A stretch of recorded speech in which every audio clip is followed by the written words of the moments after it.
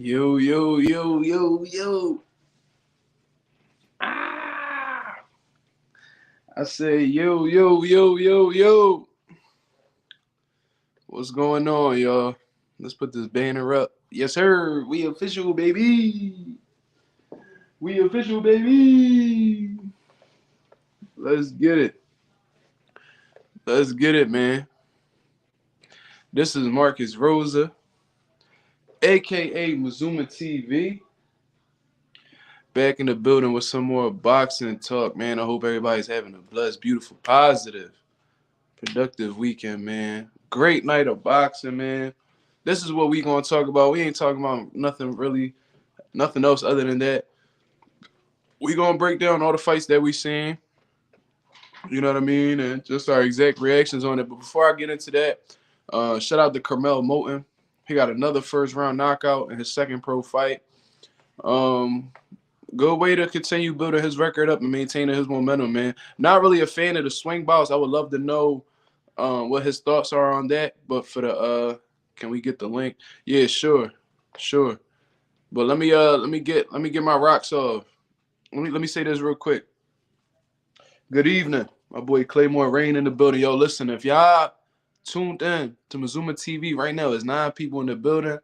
You need to be subscribed to Claymore Rain. That man is the truth. I'm telling you, 100%.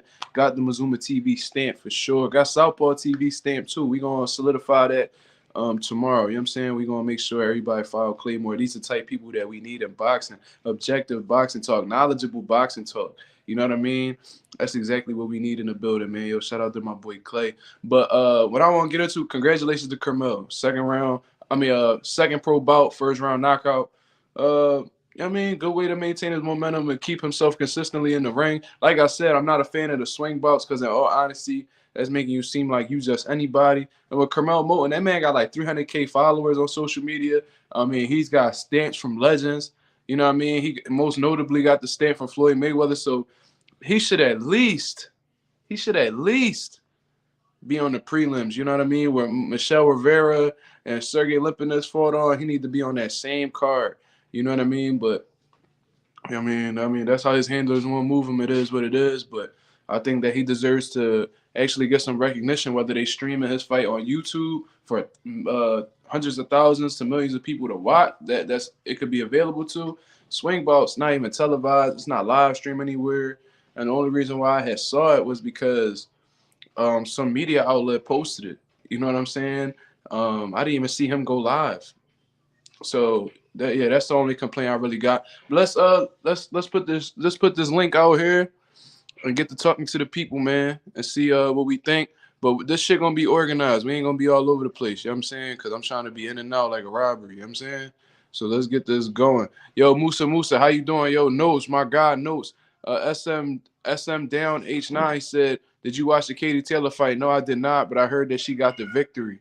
So we'll see what's up. My boy Clay in the building, shotgun left. Slime. Jair Good said, gotta feel bad for Andre. We definitely we gonna touch up on it. You know what I mean? We definitely gonna touch up on it. You know what I mean? But that's the link right there for anybody that wanna click up, you know what I'm saying? Hoodied up. Yeah, cause I just got in not too long ago. You know what I mean? It's cold out here in Philly. You know what I mean? Especially the area that I live in. I feel like the further up north you go, the colder it is. So, you know what I'm saying? Yeah. But yo. Hold on. What's going on? You see me? Yes, I do. Early, hold on. I found you. What's going on, man? Trying to get this all organized. Hey, man, what's good, by the way? Blessings. Hope everybody's in good health. How you feeling today, man? I'm feeling well, man. Thank God, man. How you feeling? Hold on, my boy Mastermind in here. Yo, what up? Mastermind, hey, what up, man? What's up, y'all? Oh, that was a good ass fight. Man, what a night of fights. I don't know where to start. I'm gonna let the what is it, the master of ceremony started off where he went. Where do we start, man? What a night of fights. You want to get? Yo, this fucking cat is going ham, bro. Yo, you're gonna end up hurting this cat one day. I'm starting to feel some kind of way. I'm trying to tell you, bro. He only do this shit when I go live. He be chilling the whole time. I think when he see that camera in my face, he start acting out. I don't know what's up with him, but I don't know what he's doing, but whatever he's doing, I'm gonna lock him in one of these rooms, bro. It's all good. We gonna get this shit right. But yeah. Let's break it down piece by piece. We gonna start from the beginning and then work our way up to the top. We gonna work the main card, or the main card, or we probably should just do the main card. The thing is, I'm not even gonna lie to you. I first started watching like halfway through the Lamont Roach and Hector Garcia fight. Okay. I didn't watch that full fight, so I really wasn't interested too much in that fight. Although I was very happy that Lamont Roach won, it was well deserved. That was his second shot at a world title. He was able to, you know what I'm saying, learn from his previous experience with Jermall Charlo. And what I liked about Lamont Roach's performance, in all honesty, was that he sensed the urgency. He sensed the urgency. Like, there's a lot of people that they feel like they up and then they just relax and then just they content with going to the scorecard. He understood that he wasn't the champion. He knew that they wasn't gonna try to. He had to earn every round, and he went out. And he got that knockdown in the 12th round. And I said that's what just got. I said, yo, that just made him the new world champion. You know what I'm saying? It was a split decision victory.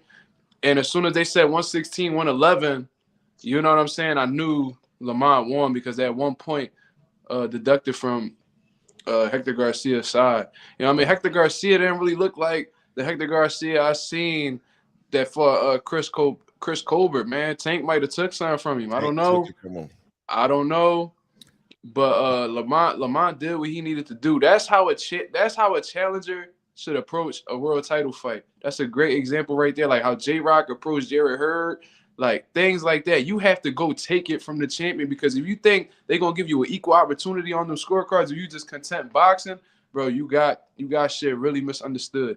You know what I mean? So, yeah, but I didn't really watch that fight. You know what I mean? I only seen midway all the way to the end. You know, when I watched that fight, Mark, what I thought about was I really went to the Shakur fight in my mind. And I said, Hector Garcia really, if he could have, with the way he showed up, if he could have, he would have given that kind of performance. And Lamont really just demanded another performance from him. Lamont was like, that's not going to happen, fam. I'm going to press you. I'm going to cut this ring off from you, and I'm going to hit you with everything I got, bro, and you're not going to be able to sit comfortable. Hector's game plan was to really play safe, and he couldn't fight safe. I mean, honestly, even the 11th round of that fight, I gave that a 10-8 to Lamont. Even the 11th I did, because he started putting that heat on him and working him from there. I saw it coming. So when he got knocked down in the 12th round, that was just a natural order of events as far as I was concerned. He was applying real pressure from the beginning of that fight. And like you said earlier, man, he did have to get it, because those judges who scored at 114, 113 for fucking Hector, and even scored at 114, 13 for him, I just didn't see a close fight like that. I didn't see. So that means with that point deduction, they initially had it 7-5, and then with that knockdown, they still had him 1 point ahead. So one judge had him win at 7-5. Right. So I didn't see it like that. Fight for it. I didn't see you gotta get that 12th round knockdown. That 12th round knockdown. That's how you win the fights. Mm-hmm. And when you score that 12th round final round knockdown, that's how Joe Frazier beat Ali back in 71. That was the nail in the coffin, man. Yep. So congratulations to Lamont Roach, man. We got a new champion in the 130-pound division, and he earned it the hard way. You know what I mean? Faced adversity in his first title defense. You know what I mean? And he learned from that. That's why I say that you, as a professional fighter, man, amateur boxer, whatever, I really genuinely believe that you learn more from the losses than the wins. Right. You know what I mean? I genuinely believe that. That doesn't mean you just go out and lose. If you could prevent it, do it. But what I'm saying is you learn a lot about your character. You learn a lot about the people that's around you. You learn a lot from what you are lacking in, what you're good at, what you're not good at. And it gives you more motivation to get back in the gym and continue perfecting your craft. I'm sure Lamont Roach, even though I think that he believed that he beat Jermall Charlo or whatever the case was. Right. I'm sure that he learned from it. He was like, man, I can't let these judges take it from me. And that's the reason. That's the exact reason why he put on the performance that he had today, because he understood that he don't want to feel that feeling again. Losing not a good feeling, bro. That first loss, it's a terrible feeling. And whatever sport you're playing, losing is not a good feeling. And if you content with losing, then you're not built for what you're doing. You know what I'm saying? Like, you just not, you don't got first loss in your body. You just a loser. That's just what it is. He learned from that. We got a new what belt was that? Was that the Those are WBA? the super featherweight WBA. Okay, we got a new WBA champion at the 130-pound division. Yeah, We man. got Oshaki Foster. Mm-hmm. We got Emmanuel Navarrete, Lamont Roach. I forgot who the other champion is, but nonetheless, we got a new dog in the division, man. So I'm looking forward to seeing what Lamont do next. You know what I mean? Possibly might rematch Jermall Charlo. Jermall Charlo been back. You know what I mean? He made his little comeback after He that act like he Shakur. making a comeback, right? Like Jermall act Yeah, like he yeah. He making a just fought comeback. not too long ago and he won. You know what I mean? So Yeah. shout out to 'Cause Chris with the he had $2. said he retired, didn't he? He was like, Yeah, I'm he had retired. retired for a little bit, then came back. You know what I'm saying? So maybe that may be in play. Who knows? But shout out to Chris with the $2 super chat. He says 4 amazing fights, didn't disappoint. I made cheddar. Yo, congratulations to you, man. You made a little bit of money and you sent some my way, man. I can't complain, man. Appreciate you, homie. Yeah, for sure, for sure. So, I'm trying to tell you, bro. I'm about to lose my mind, bro. Don't let It's him about to take be it. another. Don't let him do it to you. It's about to be another Supergirl Matias type performance going on in this month. All right. Let's get into the next bout, and that was Supergirl Matias versus Ergashev, man. Now I'm gonna ask y'all what y'all impressions was before the fight and what y'all thought afterwards. So with me, when I had looked at this fight, I thought this was gonna be a war. You know what I'm saying? And for the most part, it was action packed. It was an exciting fight for the most part until Subriel really started to find himself throughout the fight. You know what I mean? Like I said, I seen a fight. Somebody that I'm real cool with in boxing, Mike Fox. He fought him on Showbox a couple years ago. You know what I mean? He gave Mike Fox his first loss, and I always noticed that Ergashev extremely aggressive, come forward fighter. Fast hands and was explosive. He had some like real life power. So once I heard that Subriel and Ergashev had made a fight, they both signed to fight each other. I was like, ooh, this may be a tough bout for Subriel. You know what I'm saying? But I always knew that Subriel had the edge going into this fight. I thought that his pressure was going to be a little bit too much for Ergashev. You know why? Because Ergashev is somebody that's used to being the aggressor. He used to being the stronger puncher. He's used to being a stronger guy. You know what I mean? Where he's able to rough guys up. But against Subriel, I just did not. I can't see this man taking a back step. You know what I'm saying? Now, what I actually thought of the actual performance was Ergashev came out aggressive from the rip. You know what I mean? Similar to Jeremiah's Ponce when he fought Subriel, came out. It was trying to be the aggressor off of the rip, was trying to push Subriel back, but Subriel was not taking the bait. You know what I'm saying? He continued pressing forward. He came in with the high guard. A lot of people said that Subriel was getting punched on really, but I feel like a lot of the shots he was catching with the high guard. You know what I'm saying? He even rolled underneath a few shots. His defense is not as bad as everybody played to be. You know what I mean? Of course, when you take chances and you apply pressure like Subriel, you're gonna get hit. But I don't think he's the punching bag that everybody portrays him to be. I think that he actually has a little bit of craftiness to his defense, in all honesty. Chris with another $2 super chat. He says, "Any media I could chat it with you, Mark. Any media I can chat it with you, Mark. You're talking about social media? If you're talking about social media or whatever that you would like to hit me up on, you can follow me right there at that first on the banner, MarkMazuma. You can hit me up from there, and then we could speak. You know what I mean? For sure. What I really thought was like Subriel, his defense is better than what people give him credit for. You know what I'm saying? That's what I personally believe. I didn't really see too many clean shots. That's crazy. My pop just said it. That's my father right there, Lando Rose. He said he wasn't hitting clean. You know what I'm saying? He wasn't really. That's just what I noticed. You know what I mean? I agree with you. My dad says he rolls with a lot of punches. You can't really hit him clean. You know what I'm saying? That's what I noticed. That's just me. I even seen him catch shots over on this side. Right. He's rolling underneath shots. I've seen him slip shots from time to time. But for the most part, he continued applying pressure on Ergashev. And I don't know exactly. Oh man, that boy. I mean, he must have fell asleep or something, whatever. But it seemed like it had to be a punch throughout the course of the fight that really affected Ergashev, because after that, his body language changed immediately. I don't know if it was a body shot. I don't know if it was a head shot. I got to go back and look at it. I got to look back at the fight. But it seemed like he was content with just being walked down afterwards, and those shots started to accumulate From the third round on, I feel like the third to the fourth round, he really started to warm up and start letting his hands go. There were certain moments where he had Ergashev on the corner. And he got hand speed as well, man. Whenever he turns it on, he has legit hand speed and was breaking up Ergashev. And I knew that it was starting to become. I knew that was the beginning of the end right there. And I honestly thought he was gonna come back. I thought he was gonna get off of that stool for real. But it turns out he didn't want anymore. You know what I mean? I seen him nod. I seen him shaking his head no. You know what I mean? Probably. So that let me know right there he didn't want no more. You know what I'm saying? He didn't want no more. And his corner wasn't going to force him to get out there and fight, so they called the fight off. You know what I mean? So great first title defense for Subriel Matias, man. That dude is a problem for anybody. Listen to what I'm telling y'all, man. He is a threat for anybody at 140 pounds, bro. I don't care who y'all talking about. I don't care who. If y'all genuinely believe that that there's people that could beat Subriel, that's cool. Y'all entitled to your opinion, but he is a problem for every single belt holder in the division. He's a very big problem for all the contenders in the division. He is a monster, bro.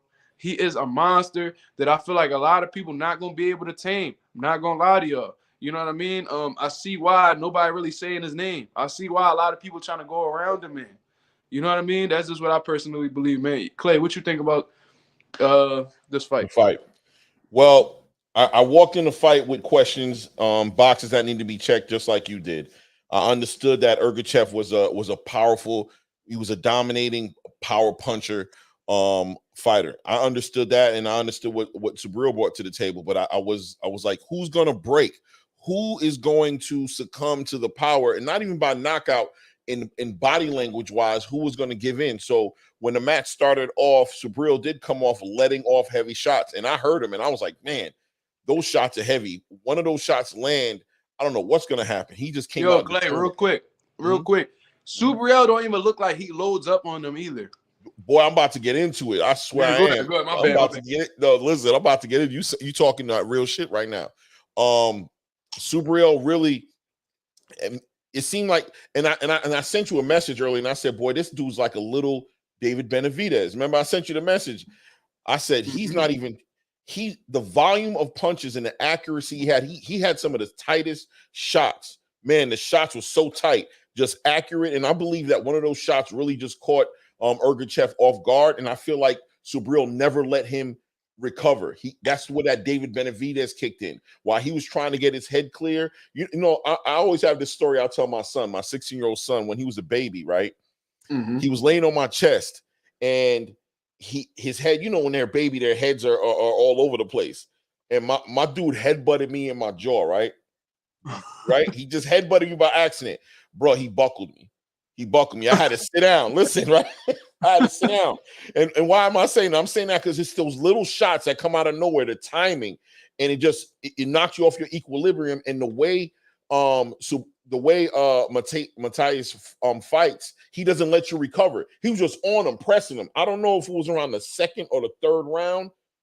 Around the third round, all of a sudden he was walking him down. Because in the beginning, Subriel was really just keeping his guard high. Check that comment right there. He said a body shot in the second round changed everything. That's what it was. Okay, that's your dad. He's seen it. I didn't know what caught him, but all of a sudden, yeah, you know what? You're right. Because he was bending over, and there was points in time when he was leaned up. Yeah. Yes. He was crunched over like something really like something happened. Your pops caught it. He hit it right on the nail. That's what it was. That's what it was. Back and watch it. Yep. And he just wouldn't allow him to recover. He just started overwhelming him with shots. And I was telling my daughter, my son were watching the fight, and I'm like, look at his hair. You can see his hair shake every time he got hit from the back. It was like his hair would shake.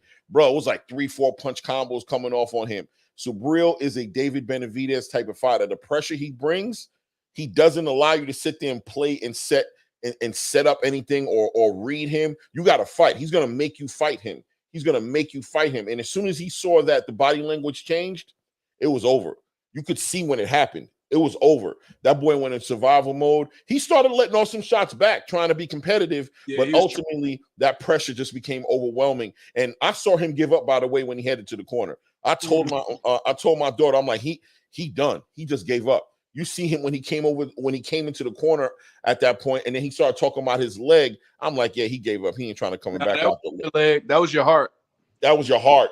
That's what he need to point at. He need to point at his chest and be like, Yeah, my heart's broken. Yeah, I ain't see him limp or nothing, so I ain't trying to hear none of that. That boy went back to his corner, and he was like flabbergasted, bro. He did not know what to do. That's I exactly like that word, bro. That's what it was.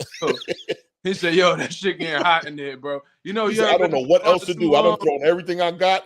I got nothing for him, bro. I got no answers. I tell you.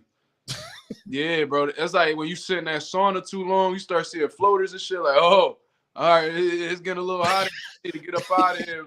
I gotta go. I'm getting nauseous a little bit. I'm starting to feel like I gotta get up out of here. I gotta get up out of here. That's what happened. Like, oh shit, the room's spinning. All right, cool. Let me bow out before. You know what I mean, they're gonna have to carry me out. This Mark, let me ask you. Did you notice? This is something after the fight when Matias walked over there to hug him and give respect to the whole corner. When Matias tried to do his walk out of that corner, was it me or was the Russian dude getting kind of frisky? Like, you ain't gonna walk this way, you're gonna walk that way. I don't know if you know. You probably didn't notice it. He ruined the celebration. You know, Subrel be doing the joint where he be like, yeah, that's like his. What was that all about? He stopped him in his tracks, and Subrel was like, man, what the fuck? What are you doing? He wasn't too worried about it. You know what I mean? Yeah, no, he dealt with it good. I just thought that was weird. Even I can't remember the trainer's name, but his name's Sugar Hill. Sugar Hill. He had to snatch Ergashev up like, hey, bro, calm down, dog. Like, relax. The fight's over, man. What are you doing right now? Like, what are you doing? I don't know. I thought it was weird. I'm sipping on a margarita, so he probably salty. That was his first L. He probably was salty. He ain't know how to handle it. Yeah, that was. All right, my pop said people forget that Subrel is naturally left-handed. That choppy left hook on top of the head makes them quit. Too much pressure. Yeah, I didn't even know that he was left-handed. For real, I didn't even know he was left-handed. But yeah, that's probably why. You know what I mean, that left hook to the body is nasty. What did you think about him calling out Tank? Bro, I honestly didn't even hear the interview.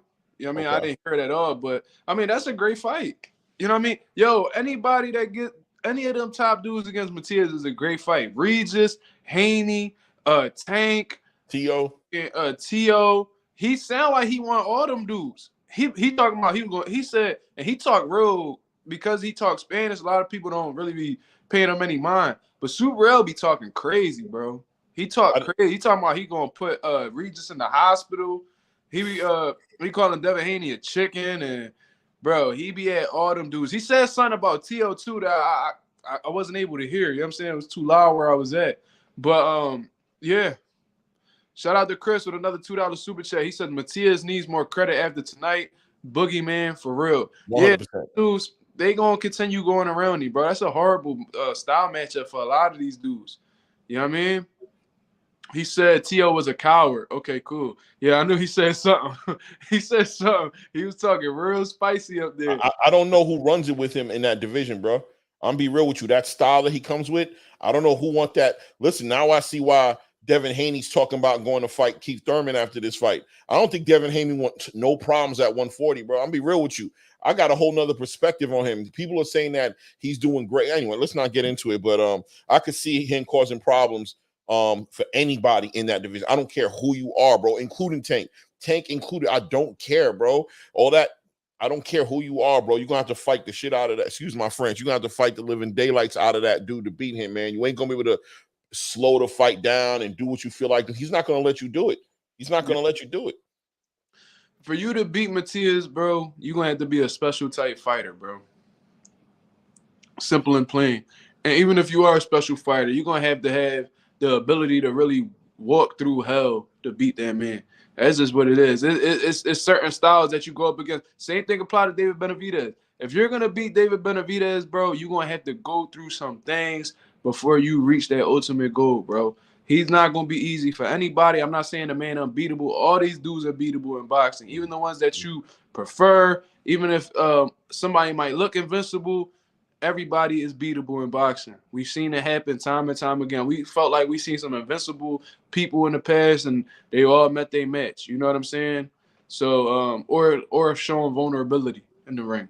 So, I'm not saying Matias is unbeatable. I ain't. You know what I mean, I ain't gonna say all that, but you're gonna have to go through some things, man. He gonna get them boys some hell in that 140-pound division. And what's crazy is about him, it was like 3 weeks before the fight, he was weighing 147. And, bro, that boy be in shape, top shape. That boy work his ass He off. impressed the living daylights out of me tonight, man. For you to He really be showed 7 pounds off 3 weeks before the fight, bro, you got a different type of work ethic, dog. I'm telling you. My dad goes on to say, to beat him, you would have to fight 12 rounds with a guy that around round 10, still throwing over 100 punches. Yes. Yeah, they said that he averaged 85 punches a round. Yeah. I heard one of the commentators say that. They said he averaged 85 punches a round. I was like, bro, what? Like, who's keeping up with that type of volume? And tight, man, real tight, not just pity pat, like tapping you on your shoulders. And he's late. Well, he's putting hands on you, man. He cracking. He doing work. Low Nose Boxer said Davis cracks my top 4 pound for pound. I'm guessing he's saying even without a belt. I mean, pound for pound list is subjective, bro. That's your opinion. You know what I mean? If that's how you feel, then that's just what it is, bro. I disagree with that, but you know, you're entitled to your opinion. He says Tank wouldn't let Matias get on the inside and is more patient than any fighter. He would take advantage of Matias crosswalking and being front foot heavy when coming forward. That, I mean, you making it sound like it's extremely easy. And if you feel like it's easy like that, then you should encourage your man to fight him. That's all. That's all. Send the contract. Let's get it done. Yeah, no rehydration clauses, none of that. You know what I'm saying? Let's get it done. If you genuinely feel like it's going to be that easy, if you feel like Matias is not going to find a way inside against Tank, make the fight happen then. Let's see the fight then. I ain't rapping nobody, bro. It's all good. Fights, dog. I ain't one of them dudes that be like, oh, man, my guy will beat this guy. And then when they be like, oh, let's make the fight happen. Oh, but what does your guy bring to the table? I ain't one of them. Let's make this shit. Let's get it popping. You know what I'm saying? Or let's not talk about it. You know what I mean? Don't even talk about it if we can't make it happen. Don't tell me what he gonna do, bro. Yep. Tank got the power to do it, but can he deal with that pressure is the question, to be honest. The way he throws punches is insane. Exactly. And the thing is, it's like if Tank don't hurt that man. Tank one of the biggest punches in boxing, bro. Let's not get it confused. That man power. You know what I'm saying? He don't throw a lot of punches.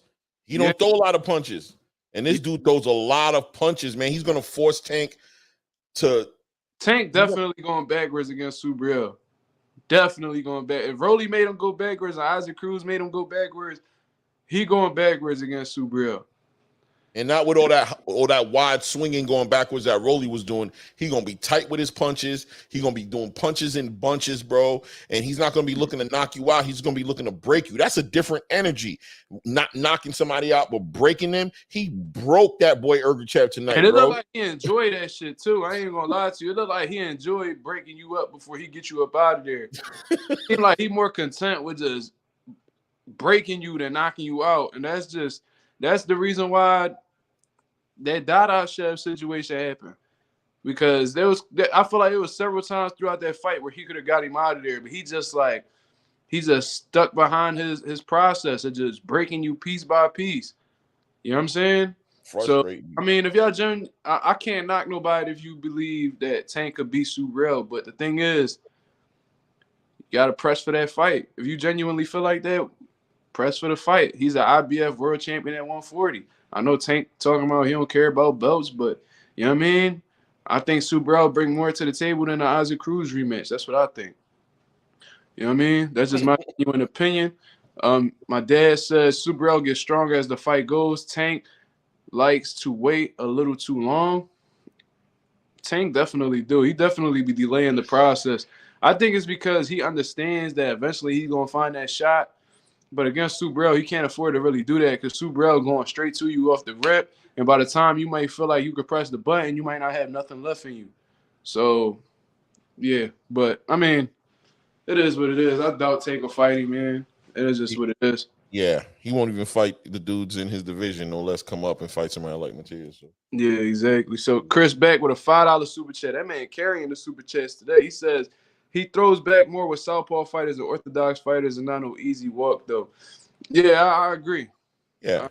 I agree. Yeah, it's not an easy walk. That's just what it is, bro. He said, I was really locking in. I was really locking in on his style, reading his patterns. He's different. He's really similar to Tito. Yeah. I mean, the search and destroy kind of style. Yeah. I think that Tito was a harder, because the thing is, like, Subriel's an accumulative puncher, right? Heavy hands, but he breaks you down punch by punch. It was like Tito Trinidad could get you out of there with one. He could put you to sleep with one. Right. Yeah. And he also had the cumulative power. They were both in top shape dogs, search and destroy type fighters. I think that Tito obviously was the bigger man. He was pretty much a 6-foot welterweight. I think he was a harder puncher, and I think that he was more fundamentally sound than Subriel. Thought he was more defensively responsible too, even though I just said that Subriel's defense doesn't really get accounted for a lot. I think that Tito is a little bit more responsible. So yeah, I think that Tito is, but it's too early to tell. Who knows what Subriel will accomplish after this? You know what I mean? Let's just let his career unfold a little bit more. Yeah. But let's go on. We stuck on that fight a little. Yeah. So the next one, Jermall Charlo, The star of the show, man. is Junior. I'm gonna let you go first. Go ahead, my brother. Okay.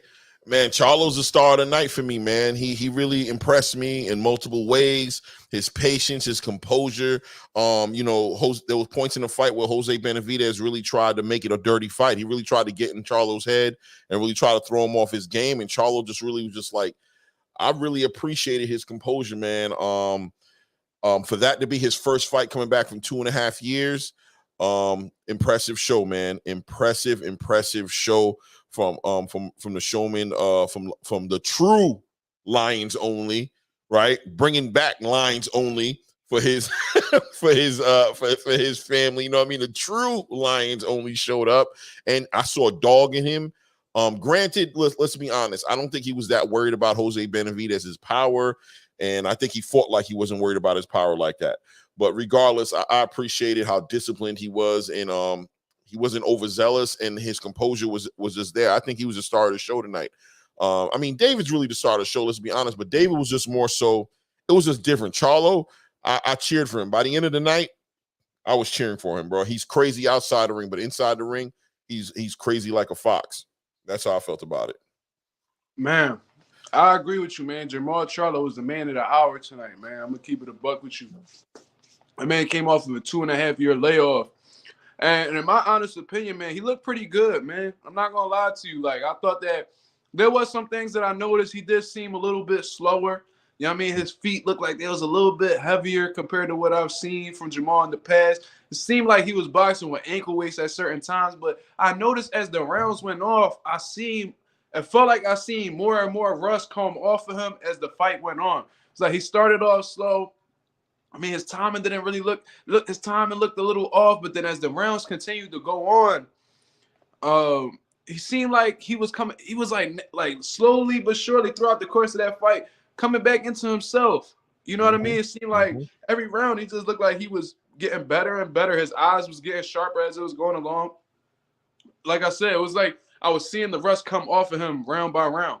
And I think that Jose Benavidez Jr. was the perfect person to come back off of a 2.5-year layoff against, because in all honesty, Benavidez is going to make Jermall work. Jose Benavidez is a tough dude. He's not going to go out with one punch. He's not going to look for a way out neither. He's stepping to you.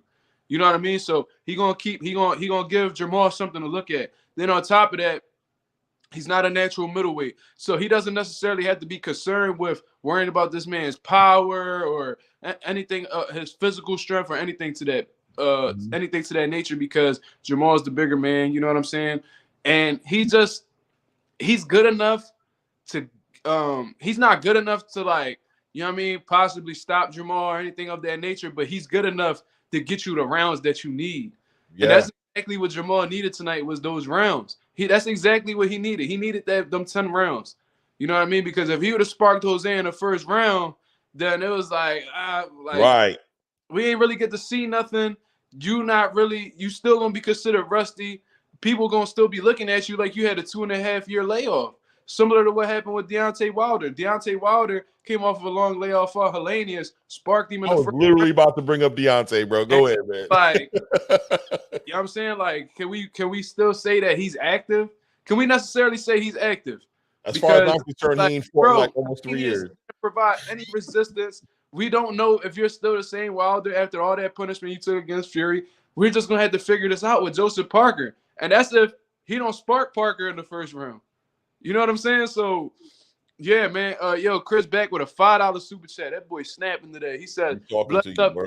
bless up, though, Mark. Definitely gotta talk with you on these lives one day. Yo, listen, man. Whenever you want to come on, you just let me know. You know what I mean? Note said Maul is the greatest at 68. Let's not go too far, my brother. Yeah, you're doing a lot. Yeah, It's you okay though. had to pump your brakes, Notes. But you know, he a big Jermall Charlo fan. I ain't mad at it. You know what I'm saying? I'm in the group chat with him and he be, yeah, he fuck with Jermall heavy. I'm gonna let him have his little moment. You know what I mean? Notes. But you definitely gotta pump the brakes a little bit. You know? Yeah. Let's not go too far. But it was a good performance. Now getting into the performance with Jermall, I love the hand speed that he was showing. You know what I mean? The hand speed, the jab was A1. All night. But he did not abandon his jab this fight at all. He still showed us that he has it. So as long as he has an intelligent jab like that, he's gonna give a lot of dudes problems. The combination puncher was great. His counter punches started to click off later on during the fight, and it was beautiful. He rocked Jose real bad with a counter left hook while he was against the ropes. But Jose, man, he a gritty dude. You know what I mean? He knew how to survive. He's pretty much an experienced vet at this point, going up against elite fighters. You know what I'm saying? That's the third world champion that he's faced, as far as I'm concerned. And he showed that he a true vet in there, man. I'm sure Jose gonna get some more opportunities. You know what I mean? As long as he could give these guys good looks. You know what I mean? But I love the left hook. I loved how he was punching with the same hand. Like he'll drop a jab, he shoot the uppercut over the top with the hook. He was coming around the guard real nice, and he played some beautiful jabs to the body. He did his thing, man. I love how he was doubling up the hook, drop up top, go downstairs, drop to the bottom. You know what I'm saying? It was a great performance from Jermall, man. He looked good. You know what I mean? Now I had somebody ask me, is he ready for the Canelo fight? Was it you? It was you, right? Yeah, I was getting so many messages, bro. It's crazy. I said, is this guy give Canelo work? Does this guy do it? You know, I mean, the guy we're looking at here, is this the guy that does it?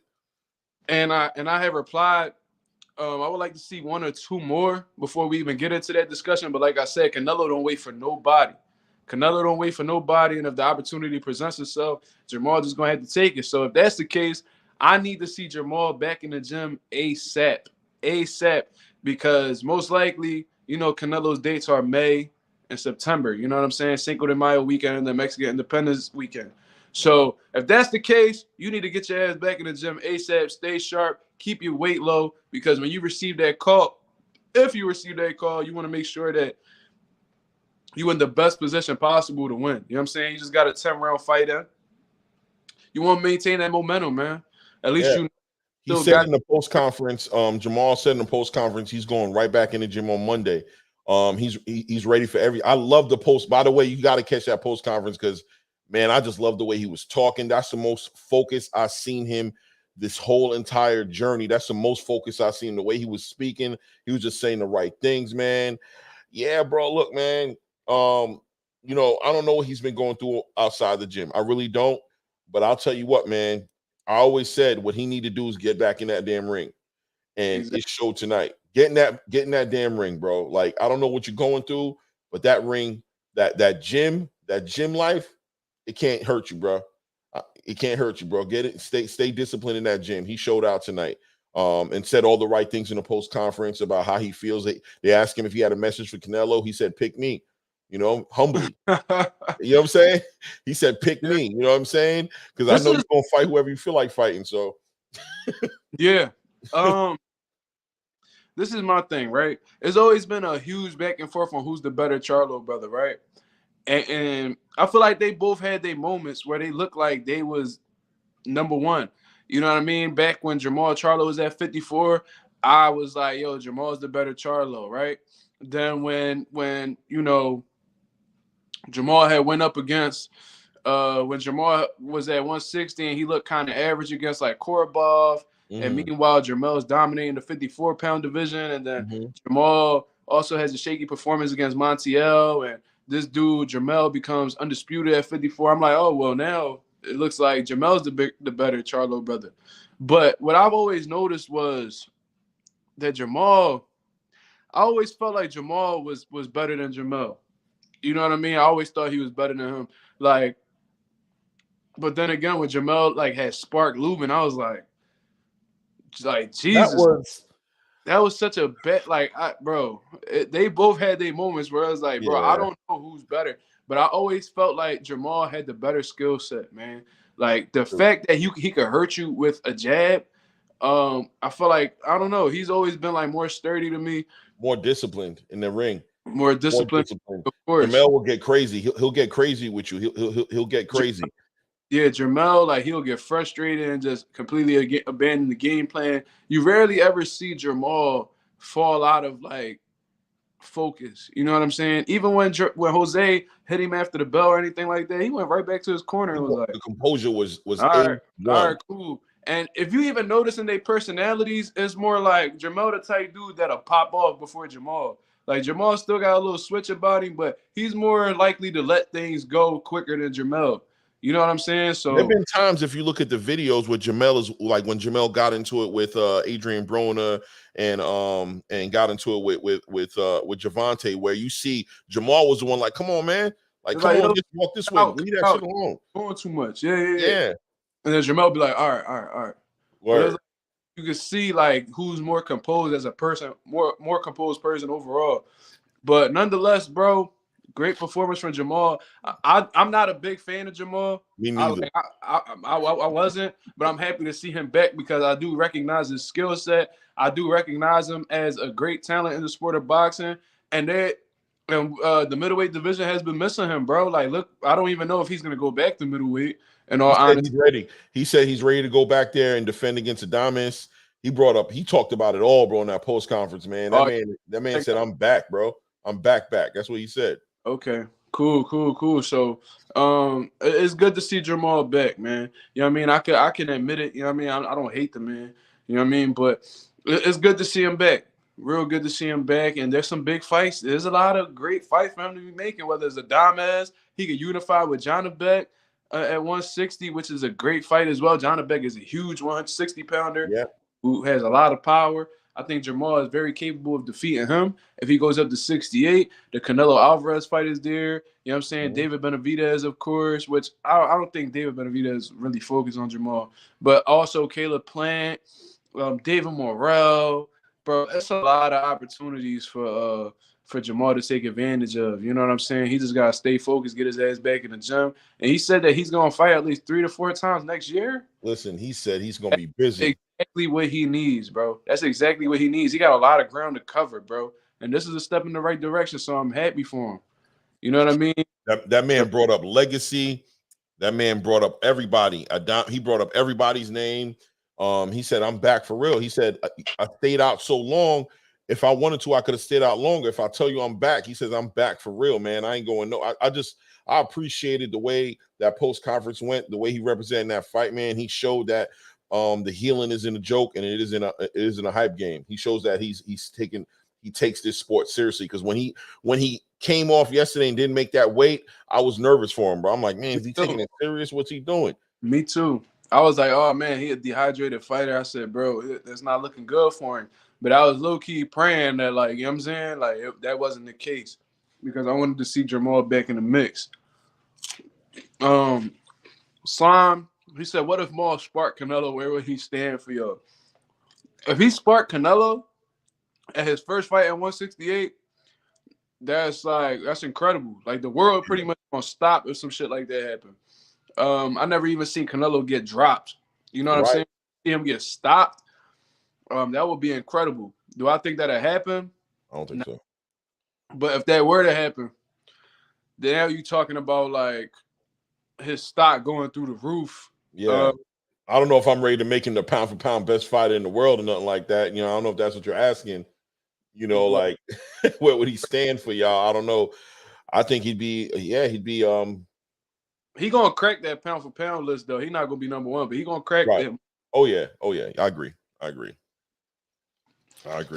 Ralph says, do you think a John Ryder fight would be good for Jermall?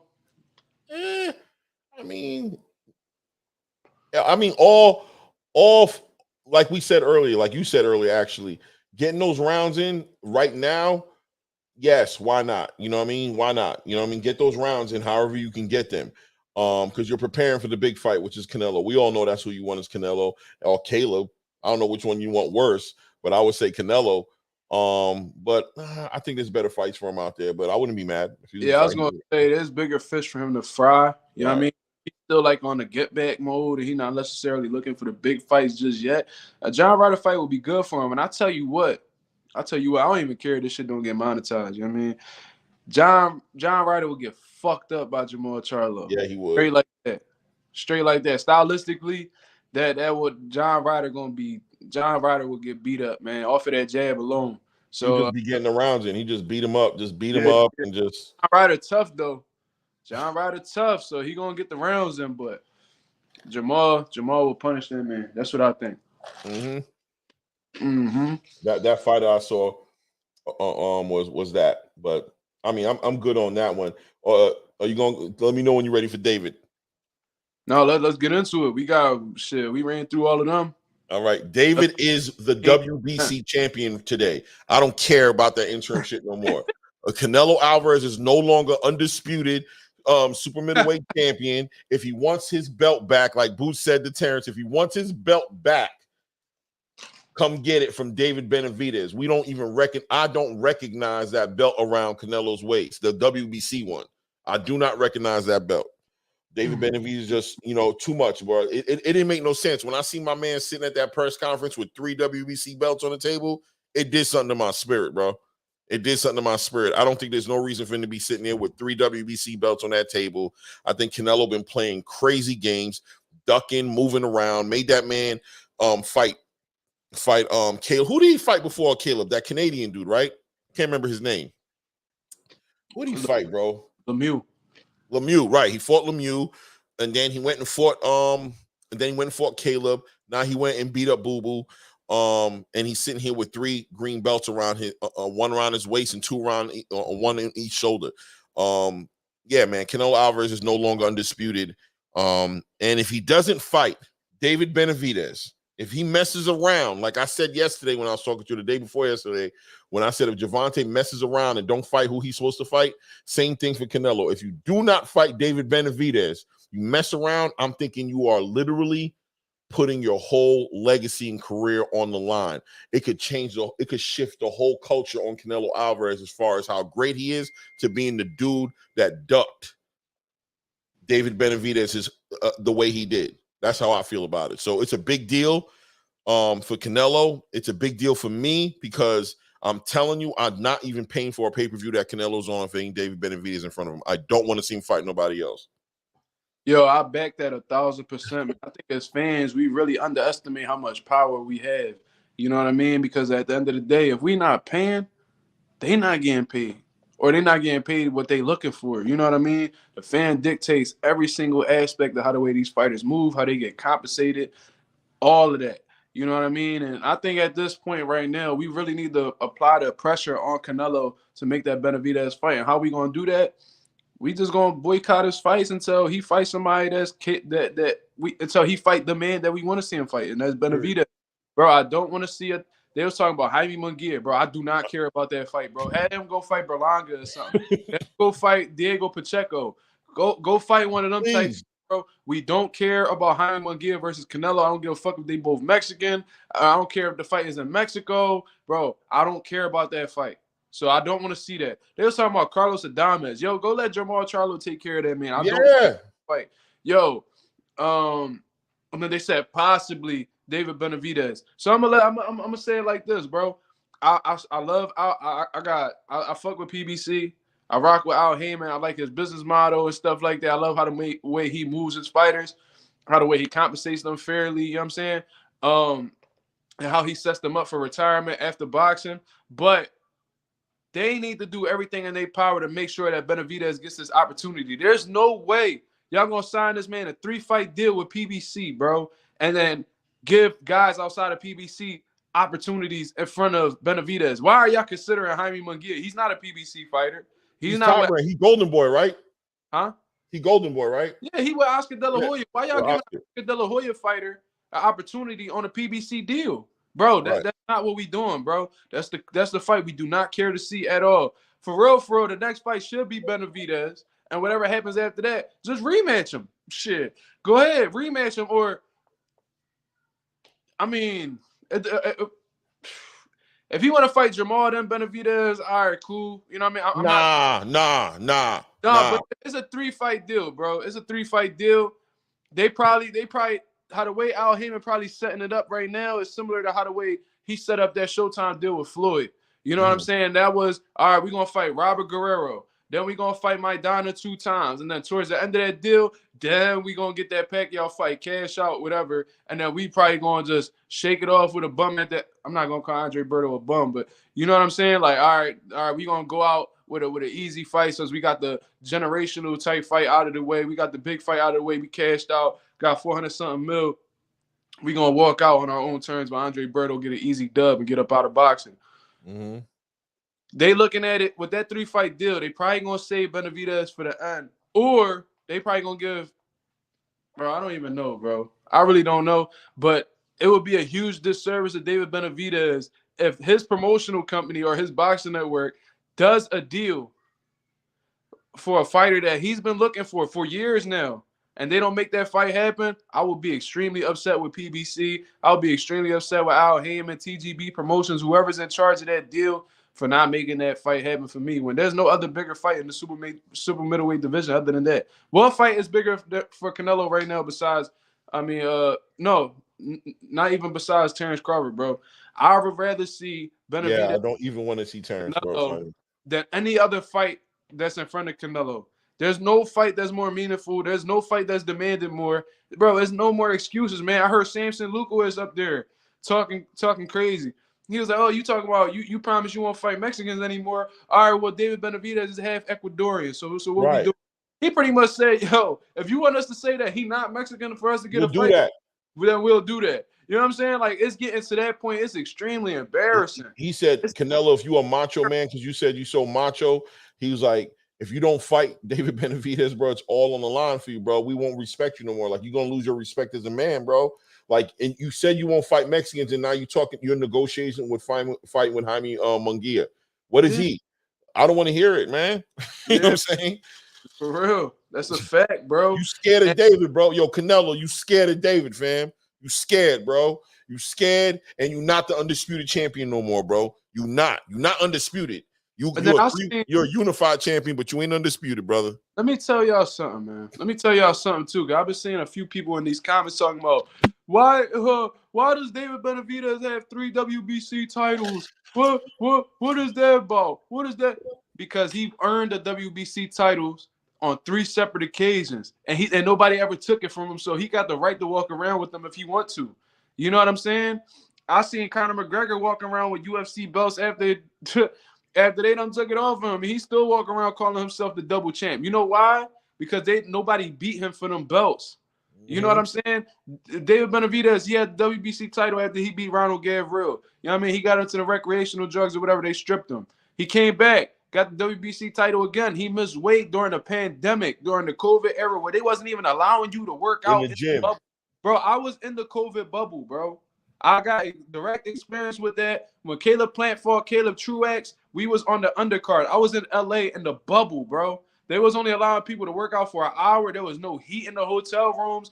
We couldn't do anything, bro. We couldn't even bring in our own food. We had to eat whatever the cafeteria gave us. And there wasn't even healthy alternatives there at that. So, bro, I understand why David Benavidez didn't make weight that day. I remember there was a few people back-to-back that missed weight in the bubble.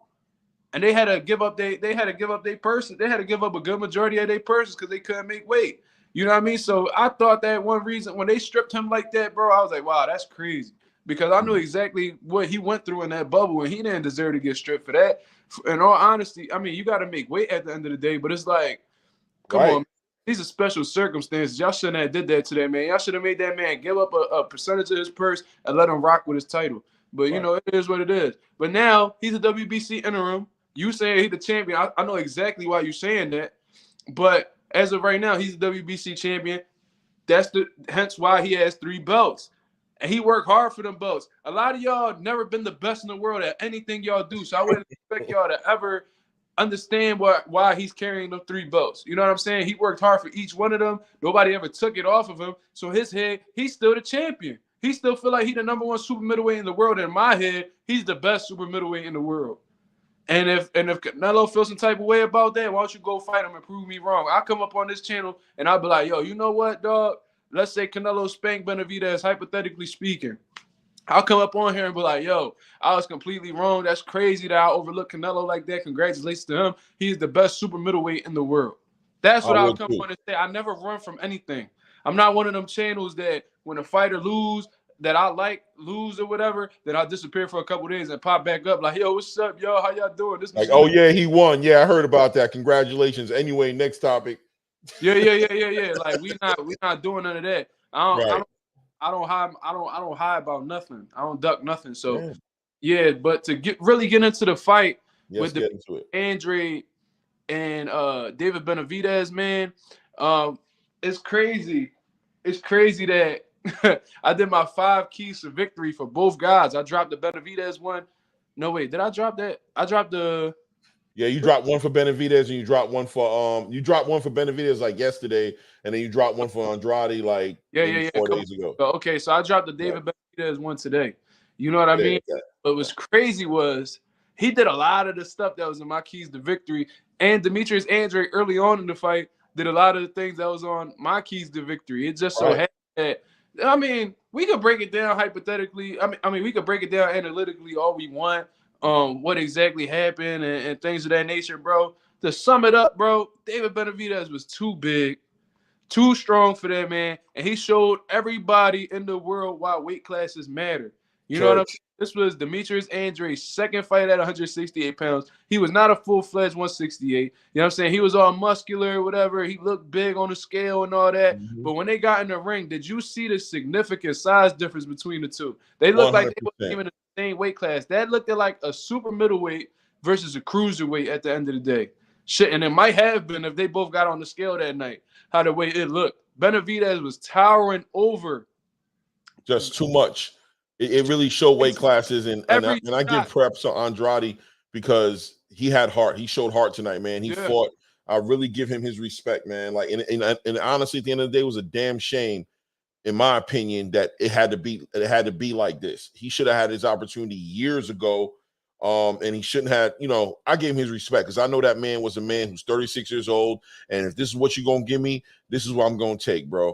I gotta make it happen for myself, and they're not clearly going to give it to me. So, man, I'm going to train my ass off, and I'm going to run it with this man, and I'm going to give him the best of me that I got, and I feel like he put it out there. Shout out to the ref who stopped the match, his corner that also stopped the match. That was a good stoppage. Nothing to be ashamed of. Hold your head down. Like he said, nobody wants to fight this man. Nobody wants to fight him either. He stepped up in a way that somebody else who used to be undisputed wouldn't step up. So, because I'm on that all day, bro. He ain't undisputed to me no more. Yeah, shout out to him. But yeah, David Benavidez shows there's weight classes for a reason. There's weight classes for a reason. That's how it goes. He did what he was supposed to do, and a victory, a real victory for him, a victory that I feel like personally gave him the actual WBC belt that he stripped from Canelo, and if Canelo wants it back, you know what I'm saying? You know how to get it done. You know where he's at. Is that who I think it is? Hey, there he is. There he is. I was on his channel earlier for sure. What's up, Southpaw? Salute. Thank you for all the super chats, bro. I didn't know you had money like that. No, I stopped playing. You know, I was shooting $2 at a time. I wanted to get some messages across. Because at first I was like, I thought he living in an abandoned building, but I said, oh, you got money. I'll take that, man. I'll take that, man. Nah, I appreciate you, man. I'm not gonna take up too much of your time because I gotta get to this video. But man, bro, Subriel Matias, bro, dude don't punch you. He punches through you. And the selective combination that he finished the fight with, It's like, how do your brain think that quick, bro? Charlo impressed me. He impressed me. I was impressed. I don't like that he didn't make the weight. He created his own weight. But Jose Benavidez is smaller. But I just thought he was very sharp. He was fooling us. And David Benavidez won me a whole lot of money tonight. That's all I gotta say. And Andrade fans, my chat was full of Andrade fans. Like, watch this. Hey, I would like y'all to come on my channel tomorrow. Is that cool with y'all? If you invited me, I'm there, man. I'm excited. I'm inviting you with my words, and my word as a man means everything to me. I appreciate that. We on there, bro. You already Your word as a man means everything to me. I appreciate that. Start your channel up, bro. Well, I do. I got a channel going. You know what I'm saying? I only got a couple of followers. Followers. You seem like you either a police, a preacher, or ex-drug dealer turned civilian. Which one is it? I'm a truck driver, bro. That's what I do, bro. And that's it, man. I'm a truck driver. Toast to that. Every dope dealer be like, oh, no, I'm a truck driver, man. What are you talking about? Yeah, man, I drive trucks, man. 18 wheelers, man. That's okay. We on the internet. But your secret's safe for me, bro. I'm an 18-wheeler driver, brother. I gotta holler at you about you know what I'm saying? I can't even talk like that right now. Family man, man. Family man. 3 kids, man. I love my life. Yeah, I got one of them too. There you go. So you know what I'm talking about then. That's what's up. No, for sure. I took my daughter shopping today for her birthday, and it just happy birthday to her, by the way. I never loved a female as much as I love my daughter. You know what I'm saying? Like I will never. It's crazy. It's insane what I feel for her. So okay. Be here for her. That'll make you change your whole life. Just being here for her, bro. Bro, I can't even explain it, bro. Yes, tomorrow, I'm gonna holler at Mark. Got your number and stuff. Yes, sir. Yeah, I was thinking maybe afternoonish. You know what I'm saying? Whatever time you say, man, I'm gonna be there. Okay, I was gonna bro. say I don't know how your schedule is. Hit All right, phone, yeah. bro. Hit my phone. I said, yeah. I just said hit my phone. We good. Yeah, I got you, bro. Oh man, yeah. To all y'all Andre fans who probably and they're like, I fucking hate this guy, bro. I had like a lot of Andre fans in my shit, and they was really telling me I don't know shit about boxing. He finna get outboxed. He got no defense. He squares up. He did all that. He squared up. He looked sloppy, but all David Benavidez needs to be is David Benavidez. Hooks, uppercuts, pressure, make you walk backwards when you don't want to walk backwards. You know what I'm saying? Make you think, oh shit, they coming. Uppercut game so nice. When you least expect it. He's an underrated uppercut thrower. Beautiful work, bro. And I can't wait to get to this video. Shout out to Jermall Moulton too, man. I told him congratulations. He the truth. He always fight. This is his second pay-per-view event. He fought after the main event. But Jermall Moulton, the truth, man. I'm telling y'all, man, he like the truth. But okay, Mr. Claymore, Mark, man, God bless y'all always. And I'm gonna get to this tomorrow afternoon. I'll hit on Mark. You got his number and stuff? Yes, I do. Sure. We connected. So if you talk to him, he can get to me in 2 seconds. You got a nice little setup, bro. Yeah, you get money over there, huh? I see you, bro. Yeah, money, man. That's what he got a real. Hey, Mark, he got a real DJ mic. Yeah. Mic check. Yo, that's why I told you send you $2 at a time. I put all my pennies in this, man. Somebody was sending me. It wasn't you then, because somebody was just empty. Hey, God bless y'all. Whoever you was, God bless you. Hey, you look like one of those whispers in the dark DJs. Hey. Listen, I could talk. Anyway. There you go. Anyway. Everybody grab your girl and tell her you love her. Hey, grab the one you love. Grab the one you love and bring it to the table. Bring it to the floor. Hey, go raw. Hey, if I was the other man, I don't care what you're talking about. Go raw. That's all I'm gonna tonight. Go raw. This is a go raw night. You know what I mean? Don't worry about it. God got Monday night raw. Hey, I'm gonna get up out of here, y'all. All right, homie. Salute. But yeah, that's southpaw for you, boy. That boy crazy. Early. What I was really getting into was, damn. I think I was just speaking about the whole Andrade and Benavidez fighting itself. Right. You was actually getting ready to go deep into the actual fight, you know, because we were kind of talking the semantics, right? Let's get into it now. I was saying how Demetrius Andrade.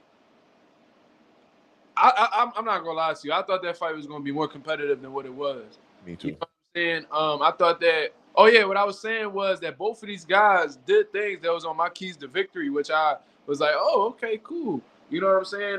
Demetrius Andrade in the beginning of the rounds, his combination puncher was on the beam, man. Fast hands, was turning Benavidez, and he wasn't allowing Benavidez to close the gap. You know what I mean? He kept that hand out there, keeping him at bay, and was able to fire off successfully. You know what I mean? But what had happened was, I think that the consistent body shots, which I also mentioned on my keys to victory for Benavidez, started to take its toll on Benavidez on Andrade quick. I don't know exactly what shot it was. It might have been a nice left hook to the body, but it just changed the whole dynamic of the fight pretty quick, man. From the 4th round on, it got really bad. And what I noticed was Benavidez was looking for that overhand right consistently throughout the fight. It was actually the first punch he threw in the very first round. When he came out in the first round, he threw the overhand. He loaded up on it.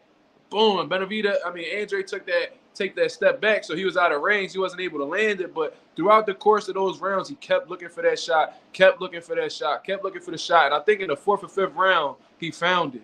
You know what I'm saying? He changed the level to give them the impression that he was going to go to the body, brought it right over to the head. Andre had his glove up, but this whole section right here was still open. He got right in there. Got him right on the top of the temple, man. And after that, it seemed like Andre never recovered from it. You know what I'm saying? His legs were dead. He started crossing his legs all of a sudden when he was going to say, you saw him crossing his legs. That's when I realized it. When I seen him, I'm like, oh man, his legs is gone. He started like getting away and not stepping. It was just a different. He wasn't being intelligent with the way he was moving. His balance was all off. David really. Shots do. Yeah. I've been hit to the temple. And trust me, it definitely disorients. It messes up your coordination. It disorients.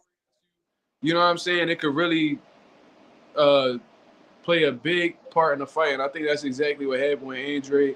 Just overall, man, it seemed like even the small shots Benavidez was landing, even if it was on the gloves and knocked Demetrius off balance, it just seemed like he was just too big, too powerful, and he steamrolled Andre, man. He started to swell up early in the fight under the eyes, and it was just then the fatigue started to set in for Demetrius as well. He gave everything he had. He continued landing punches, but towards the end of the fight, man, his punches didn't have any more steam on them. They didn't have the same speed. And I was texting the group chat on Instagram. I was like, yo, if his corner actually loves him or has his best interest, they will stop this fight right away. And for some reason, man, I don't know if Andre Rozier was trying to let it continue. I don't know exactly what was going on, but his other coach was like, yo, man, stop it. That's it. Stop this shit. Because the ref was like, yo, man, I'm not going to let another round like this go by. They was about to put him out there again. And I'm like, bro, y'all serious? Y'all need to get this man out of this ring ASAP. Because after he came out, after he went back to that corner, man, he was breathing in all heavy. And I even noticed at the end of the 3rd round, he came back to the corner. He took a real deep breath. He was like, right. And I'm like, oh, that's not something you should be doing, because Benavidez is usually a slow starter. So it was just going to get worse. It was going to multiply. Around, bro, that's not even the beginning of what's about to happen. Right. It hasn't even started happening yet. Like, it ain't going to start happening for another round or two before it really start happening to you. Like, it's about to really start to happen. I just want to say this, too. You know what I'm saying? Because a lot of people put stock behind Snack and stuff like that, man. How they strength and conditioning is top notch, and they doing blood work on you. You know, they giving you oxygen masks to replenish your cells and all this scientific work. Victor Conti talking about road work's not good for you, and that, bro, he said this, bro. You can look it up on Ellie Seckback's channel. He's not the first one. I've heard other people say it. Deontay says that. Yeah, and then he says that what really gets your endurance going is high interval training and all this other stuff. Bro, for you to be knowing so much and for you to be this sort of scientist that does everything behind science, bro, a lot of your fighters gas out pretty fast, man. Devin Haney, he gassed out at the end of that fight against Lomachenko. I see Mikey Garcia look completely fatigued when at the end of that Earl Spence fight, it was just getting punched on. And now you got Demetrius Andrade looking completely worn out from 4 rounds. Very little work to the body. You know what I'm saying? And Victor Consi made a statement like, "There's no way that he'll be gassed in the later half of the fight." Well, guess what? He didn't make it to the later half of the Didn't fight. even make it there, bro. Make it there. You know what I'm saying? And his conditioning played a part as to why he was getting punched on like that. He did not recover from one of them shots. And usually when you're in top conditioning, you recover from a shot a lot faster than somebody who's out of shape. I've seen it happen on several occasions. It was just too much for Andre, man. And it was sad, like you said earlier, it was sad that he had to take this route.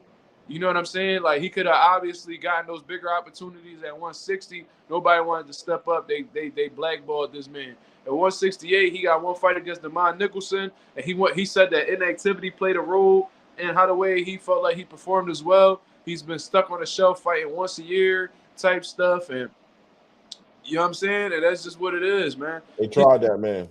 Conti said Boo Boo rehydrated the 190. He rehydrated the 190. I didn't even hear that. But if that's the case, that shit ain't work for him. So that probably worked against him because maybe his frame can't handle 190 pounds. Yeah. That boxing ring. You know, this is a 154-pound guy who went up to 160 to find opportunities, bro. This guy's supposed to be at 154, bro. So if he walked in that ring at 190, that was Dad. Dad stepped in the ring to find a young bull. It wasn't going to work for him, man. Man, shout out to both those gentlemen, man. David Benavidez is the WBC champion. I agree with I'm gonna keep saying that shit too. I don't give a damn. I'm gonna keep saying that shit. But I agree with everything. In the first round, he was spinning him. Which is what I thought. I thought Boo Boo did everything I thought he needed to do to win this fight. Like, I felt like, okay, he's approaching this the right way, but he just got overwhelmed. And at the end of the day, brother, at the end of the day, man, sometimes it's just weight class. They make weight classes for a reason. Sometimes that's all it comes down to. He didn't do nothing wrong. He didn't come in there with a bad game plan. He came in there with the right game plan from my perspective. He did everything he was supposed to do. But I always said the difference in this fight is going to be is if he can get that power to translate. If he can hit David and make David have to adjust, it could be a different fight. He wasn't able to translate that power. David didn't give a damn about all the punches he was throwing and just walked him down and walked through him to the point to where I'm like, look, man, I didn't even see David Benavidez tested in the way I wanted to see him tested. I wanted to see him tested in a different way, and Boo Boo just wasn't the guy to do that. Maybe it'll be Jermall. Maybe it'll be Canelo's ass. I don't know if he's gonna fight him or not. I don't know if he's gonna fight Munguia, but he didn't get tested the way I wanted to see him get tested. And that's all I can say. You know what I mean? He won that fight the way he was supposed to win that fight. He didn't win that fight. You know what I'm trying to say? Like, he won that fight the way he was supposed to win it. He didn't win it the way I thought he would have to win it, which is adjusting and having to find another way to win it. He was able to win it with his game plan and take the victory with that. You know what I'm saying? So, and I don't know, maybe nobody will be able to get him to adjust. Maybe he's just going to work for everybody. Maybe he's the Mexican monster. Like, you know what I'm saying? Like Mike Tyson said, maybe that's all he is at the end of the day. And he's coming in to take dudes out. You know what I'm saying? I don't see nobody in that 168 division that's going to deal with him, man. Like, that's why I said Matias is a small David Benavidez. Same thing. The same exact prognosis or diagnosis. I don't see who's going to be able to deal with that volume, deal with that pressure, deal with that cardio, deal with that size. I don't see nobody dealing with it. I agree with you 100%. That's the best super middleweight in the world. In the world, Craig. In the world. You heard that, Canelo? Let's go. Yeah. So Flossy Sports TV says David normally rehydrates to 190, just a bigger frame, so it looks different. I know exactly what you're talking about, man, because my 190 don't look like a good 190, but somebody like Benavidez, you know what I'm saying, it might look like a solid 190. So I know exactly what you're talking about. They might be both 190, but they different types of 190. It all depends on your frame and how your frame carries it. So I know exactly what you're talking about. No says Canelo would never fight him, bro. If he don't, then look, this is my thing, right? You know how bad it is, bro. You know how bad it is with Canelo and Benavidez. Because if you look throughout the history of boxing, Mexico always rocks with Mexican fighters, right? They always historically. I know what you're about to talk about right now, too. Shun Mexican-American fighters. They don't look at Mexican-American fighters how they look at pure Mexican fighters. You know what I mean? It's the same thing in Puerto Rico. You know what I mean? Like, if you were Puerto Rican but you were born in Philadelphia like myself, they're not gonna look at me how the way they look at Subriel, who was born and from the island. You know what I mean? It's just they categorize them as two different types of fighters. You know what I'm saying? So, you know, it's bad. Somebody like David Benavidez, who's from Phoenix, Arizona, and isn't even fully 100% Mexican, is getting embraced by the Mexican people more than Canelo Alvarez, who is born and raised in Jalisco, Guadalajara, Mexico. With El Chapo, and look, not only are the people embracing him more, the legends are embracing him more. You know what I'm saying? The Chavezes and the Barreras and those dudes just talking to him like, "Yo, you the legacy." Manuel Marquez. Yup. All looking at him and they all backing him 1,000%. Yo, when De La Hoya fought Chavez, bro, Mexico hated Oscar for that. They hated. He's like Ryan. He said the cartel came to his training camp and threatened him. Bro. They say, if you beat Chavez, bro, we gonna do this, and that to you. Had him all shook before the fight and everything. Why is it that David got all these legends backing him, and none of these dudes rocking with Canelo? Because they know exactly what's going on. And a lot of these Canelo fans don't really want to admit it, man. I don't know what it is, what they so obsessed with Canelo. I don't know if it's his ginger hair. I don't know what it is. He got the complexion for the protection. You know what I'm saying? He look like Ed Sheeran and shit. I don't know exactly what the situation is, but all I know is, bro, they backing this Mexican American man. He not even fully, bro. He from? He said Ed Sheeran. Dorian, bro, and they embracing him like he the one from Mexico, and he not even fully Mexican. That's how you know it's a bad John, bro. He doing road work with Marco Antonio Barrera in the mountains, bro. Listen, they know the truth. They know what it is, man. Yo, Canelo to fight all like that, bro. Canelo don't fight David Benavidez, bro. It's gonna fuck his whole legacy up. After I noticed, and then I seen the crowd too. It was a good amount of people in that building, bro. It was a good amount of people in that building. It's starting to look like David Benavidez is forming into a superstar, man. And Samson Lukowicz, bro, that man has a great eye for talent because David Benavidez, he wasn't no national champion. He didn't even have that many amateur fights. He seen him coming up as a pro. It was like, yo, I see potential in this kid. He can actually do something. Let me put him on something.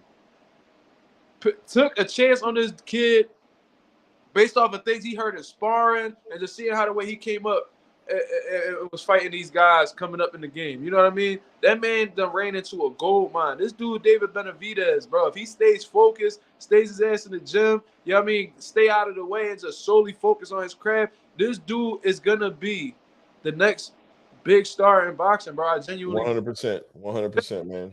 He has the look. He has the he co-signed by all these different legends. He's got an exciting style.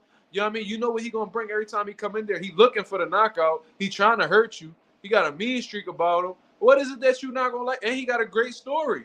He got a great story. So what can you genuinely like? What could stop him from being on his road to superstardom? You know what I mean? It seems like and then he was like, and then you heard the crowd cheering when he took that picture of Mike Tyson. The crowd was my God, yes. It was crazy when he did that when they was interviewing him in the ring. He was like, yo, y'all want to see Benavidez Canelo? Yo, the crowd went nuts. I'm like, damn. How many people in that building? I don't know if the microphones was just like amplified. And the man still stay humble. He don't call Canelo out for real. Like, yo, stop ducking me, man. He still stay humble. Like, yo, whoever you put in front of me, I'll fight them. If it ain't Canelo, I'll fight whoever you put in front of me. But there's nothing you can do to stop me. Eventually, I'm gonna be who I'm supposed to be, bro. Bro, he has the perfect mentality, bro. They asked this man, do he feel like he pound for pound? He was like, nah, I ain't there yet. You know what I mean? I still got a lot of work to do. Like, you already, bro, I've seen people that didn't even do anything like Benavidez talking about, yeah, man, I should be a pound-for-pound fighter. Yeah, we know who, too. We can call him out, but we won't do it. We won't call him out. He like, man, listen, I don't deserve to be on the pound-for-pound list, man. I got so much more I want to accomplish, bro. Like, he locked in. Boy is hungry, bro. His mentality different. He legacy-driven. And when you driven by things more than money, the approach is different, man. The approach especially in the fighting game. This fighting game is like that, man. The money gets him caught up, man, and he got the right mindset. He really got the right mindset, man. He really does. That's why. Benavidez been touching M's. Yeah. Ben, he was 20 years old. When he got that WBC title, he was already a millionaire. He not driven by money, bro. He already done had it. He already done had his fun messing with the recreational drugs, partying hard and all that. Yo, listen, he driven by something bigger than money. And I trust that man's character more than a guy that's just talking about, man, you know, I'm all about the money, man. I don't really care to be world champion on that Jared Anderson shit. You know what I'm saying? Oh, God. Different, totally. You trust a man's character much more when they not talking about money and they talking about actually being great. You know what I'm saying? That's why I back Benavidez. That's why he's my favorite active boxer in boxing right now. Him and Ben Rodriguez, they my favorite fighters in boxing right now. Okay. Gotta respect that man, bro. That kid is gonna be, I'm trying to tell you, he's gonna be one of the biggest stars in boxing. I really predict that him and Jerron Ennis are gonna be.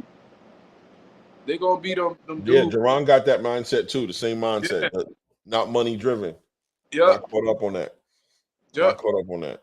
You gotta, bro. Them dudes and they mentality different, bro. For you to shed all that weight, like Benavidez do, and don't lose, and then and it don't take anything from you, like conditioning, your stamina, anything like that, bro. That means you working your ass off, bro.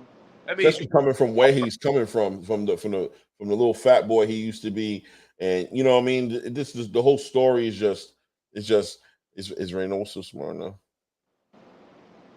That's a good question. That's a good question. Is Reynoso smart enough to come up with a game plan for David? Believe it or not, bro, I think the better question is, does Canelo have the physical capabilities to defeat somebody like David Benavidez? That's what I think the better question is. Reynoso, he could come up with a good game plan, but if Canelo is not physically capable of executing that game plan, then how good is his game plan really?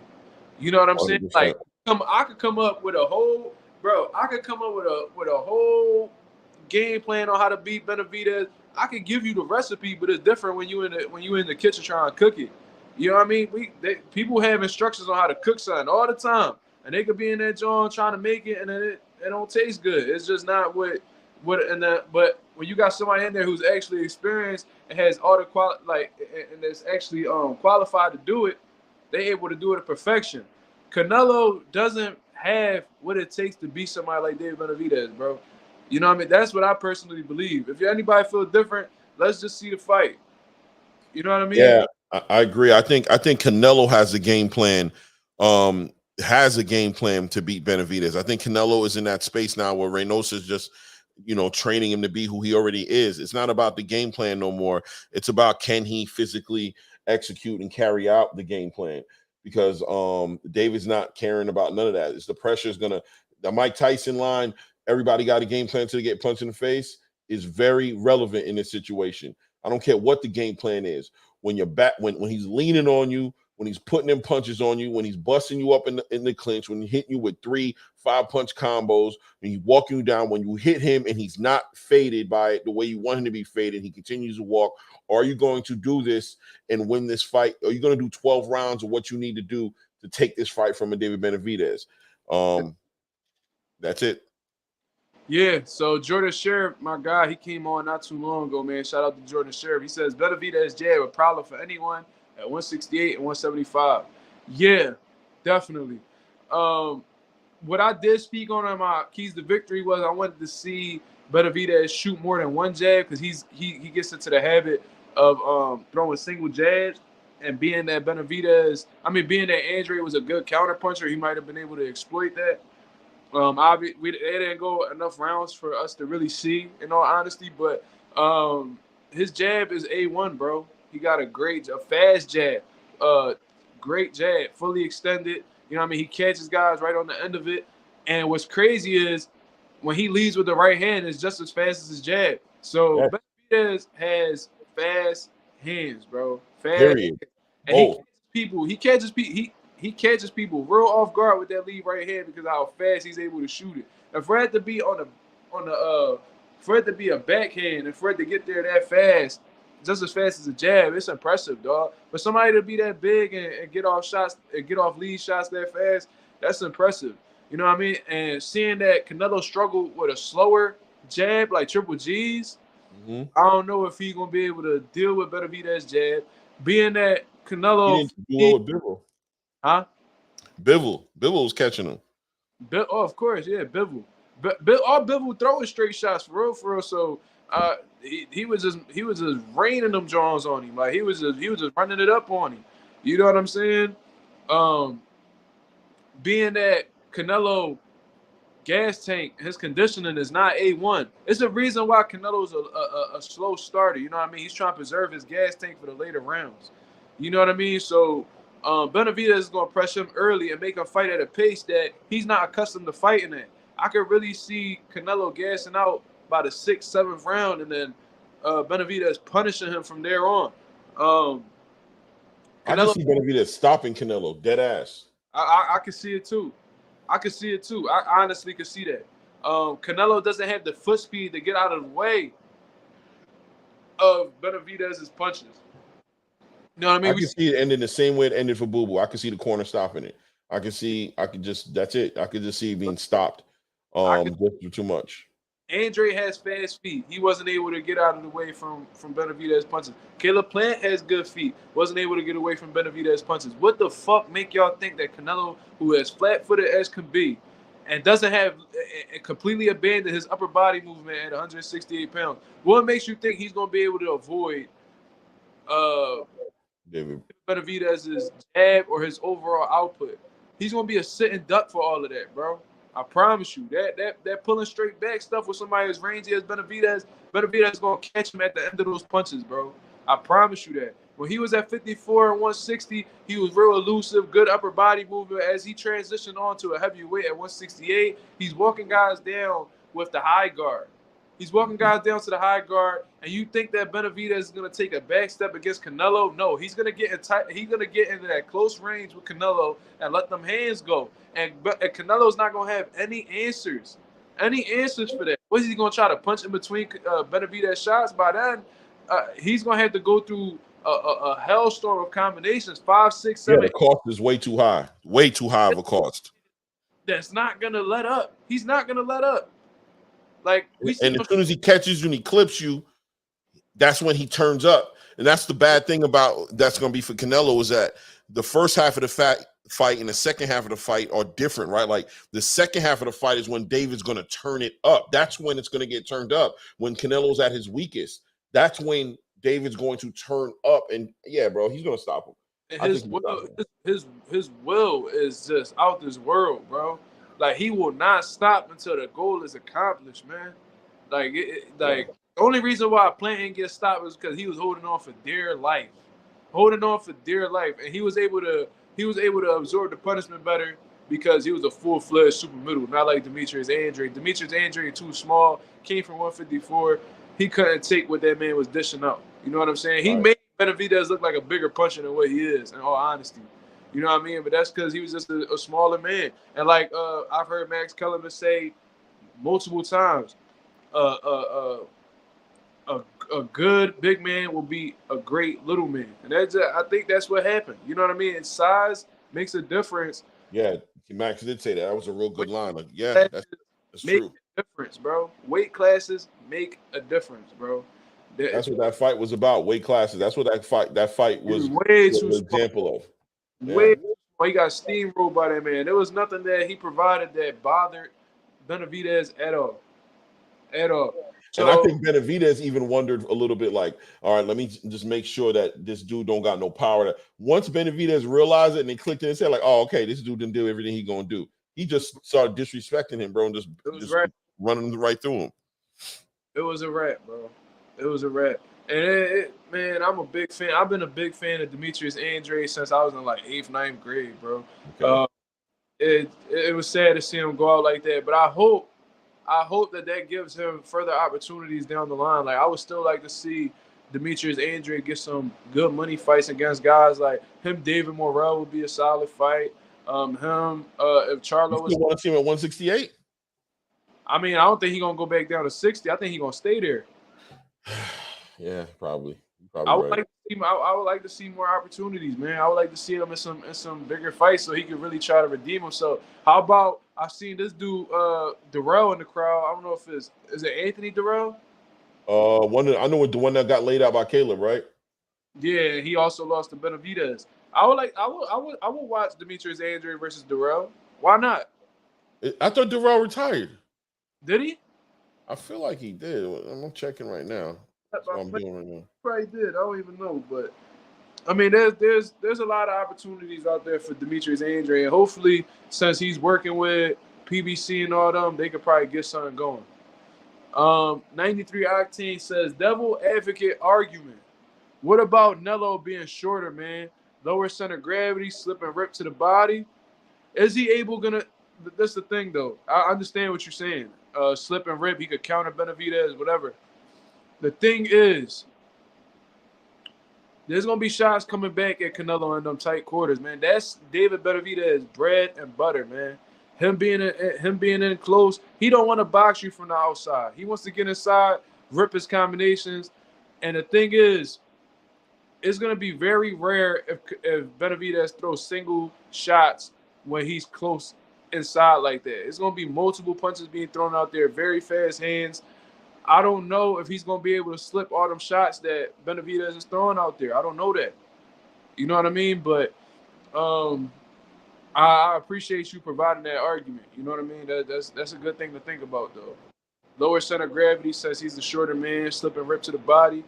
That may be something that he might do, but I don't think he's going to be able to get inside without meeting some type of resistance. You know what I mean? That's just what I personally believe. Yeah, I think that that David's gonna be punching down. I don't think that helps Canelo as much as you might think it's gonna help him. Punching down, it makes it so much worse. Yes. I just think that's what's going to end up happening. And yeah, if Canelo wants to approach it, listen, man, fight him, bro. We want to get the answers. We want to get the answers. You know, we want the questions answered, bro. Fight him. Once you get the contract done, fight him. Let's see. You might be right, but we ain't gonna know unless they fight. I don't think it's gonna help him though. I think. Oh, we done pissed somebody off. He said, so if Canelo beats Benavidez, you all will look stupid.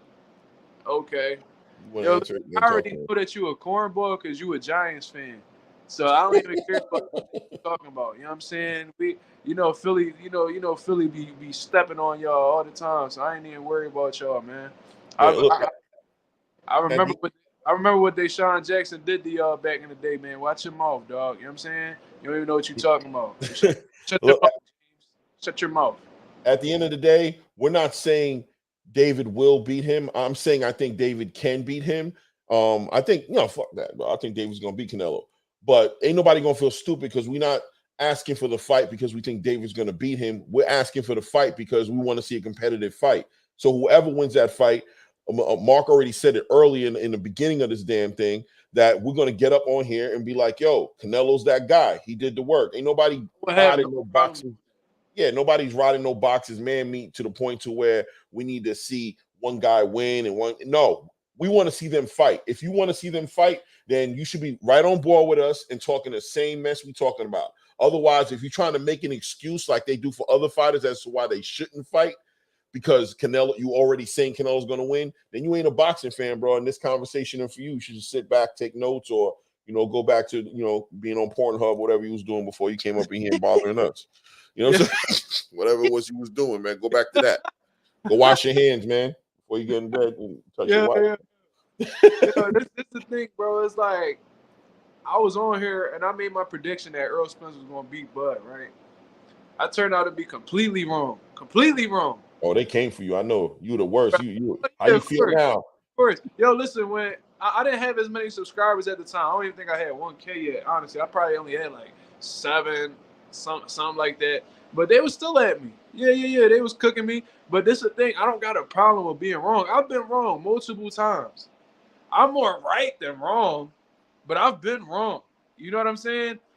And this ain't gonna be the last. That's not gonna be the last time I was wrong. I thought Sergey Limpinets was going to give Michelle Rivera some work. Yeah, Everybody was saying that was going to be the big upset. I didn't think so though, but everybody was saying that. Decision. What happened with that? What was the decision? It was a unanimous decision. No, it was a split. Was it a unanimous? I think it was a unanimous decision for Michelle Rivera. But I watched the fight.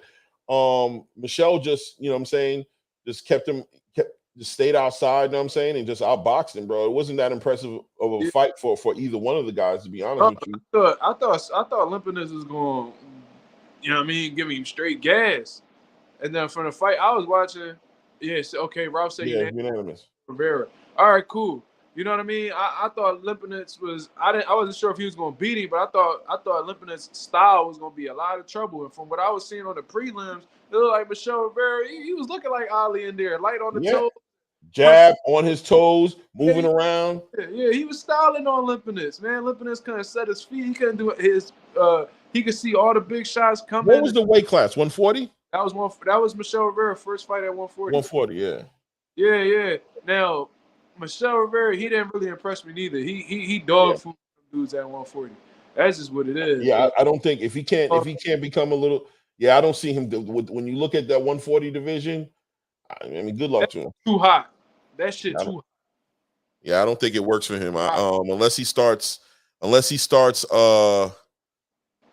really bringing some power. It's about that power translating, especially in that division. When you look at who's in that division, it's about that power translating. If that power ain't translating, which that fight didn't show me that he was translating no power, I don't know. He might want to try to come back on 135 and see if he could do something there. Or go back down there, because when he lost to Frank Martin, he was talking about 135 was the reason why he lost. So if he was to go back down there, then he would look like a cornball. So I don't know if he necessarily want to go back down there, but at 140, that division too hot for him, man.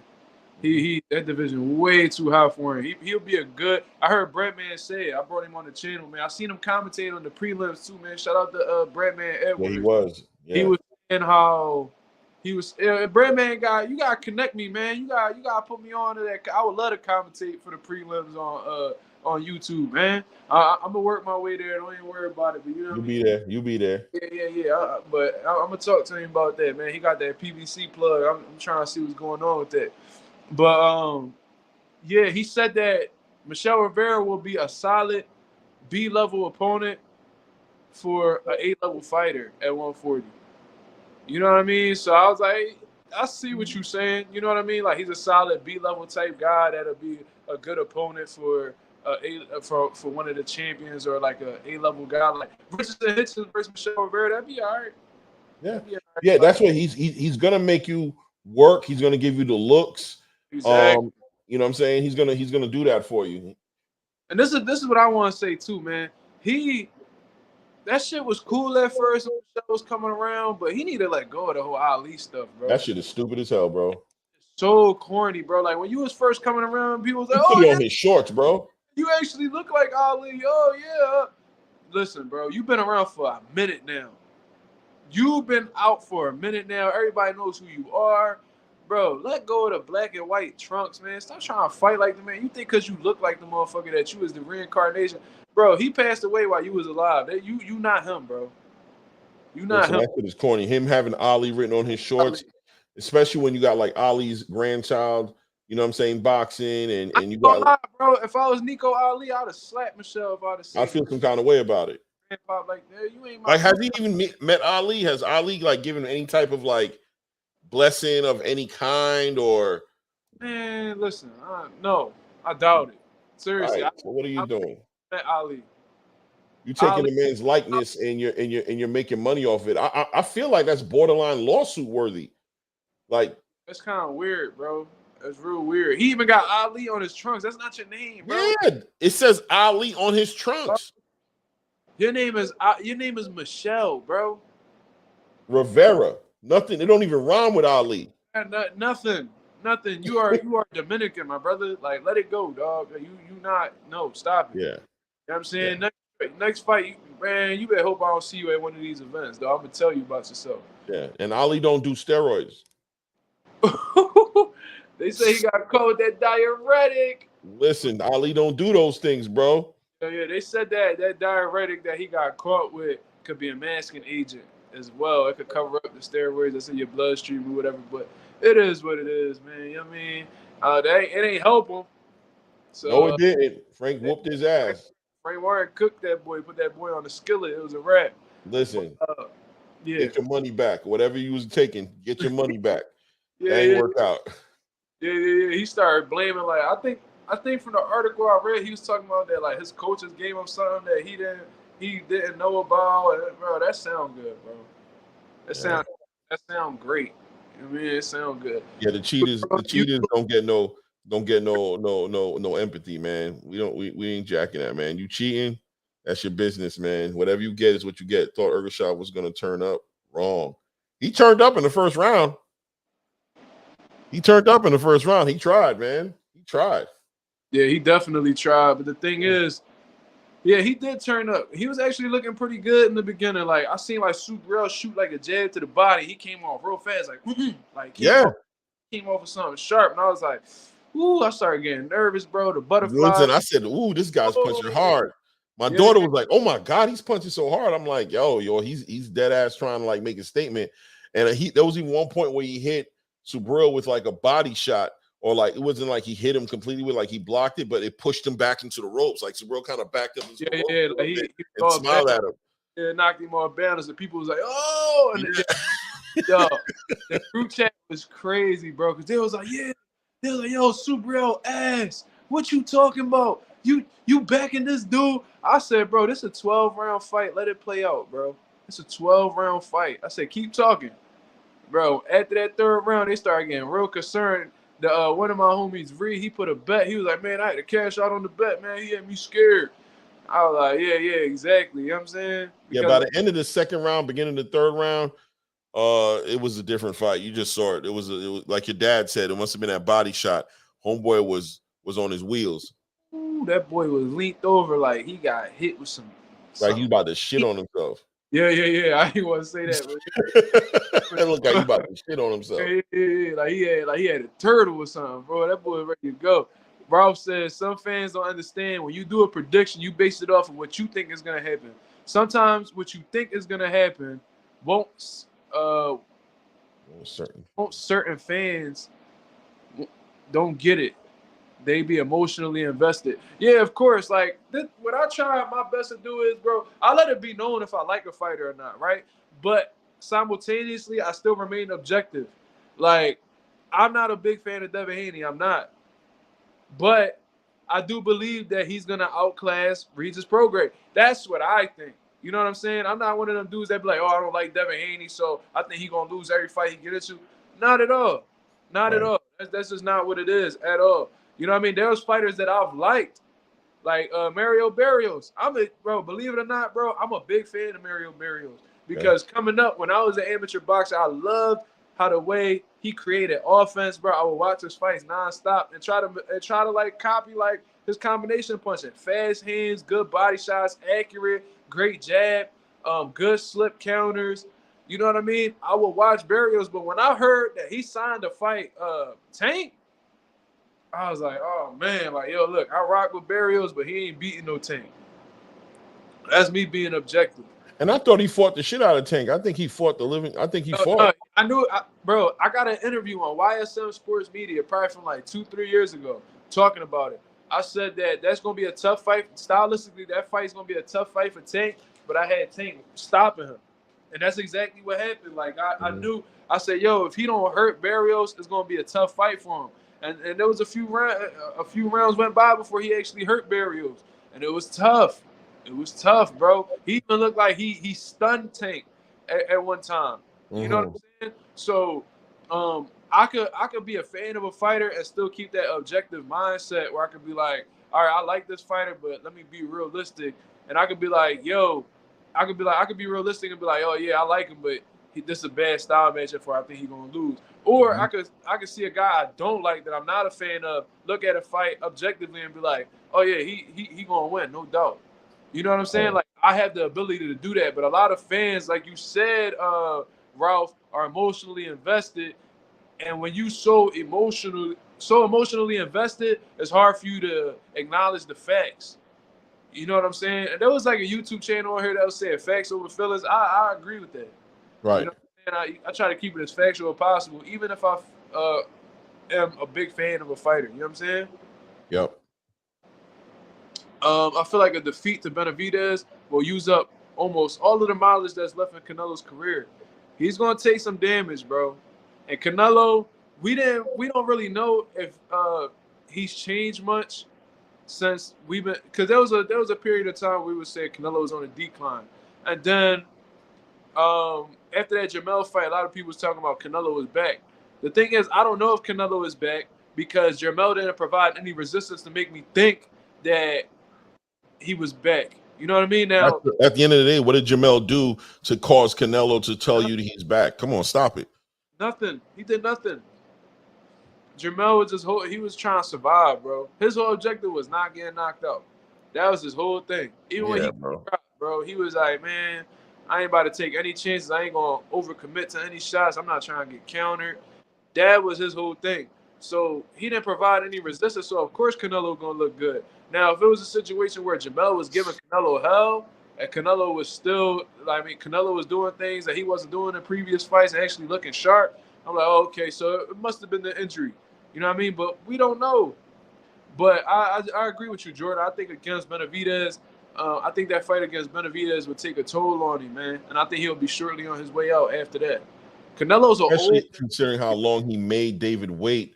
Him getting beat up by David will just fuel the oh, you were scared. You've been, it'll just make it look like he been sucked or he been off his shit since 3 years ago.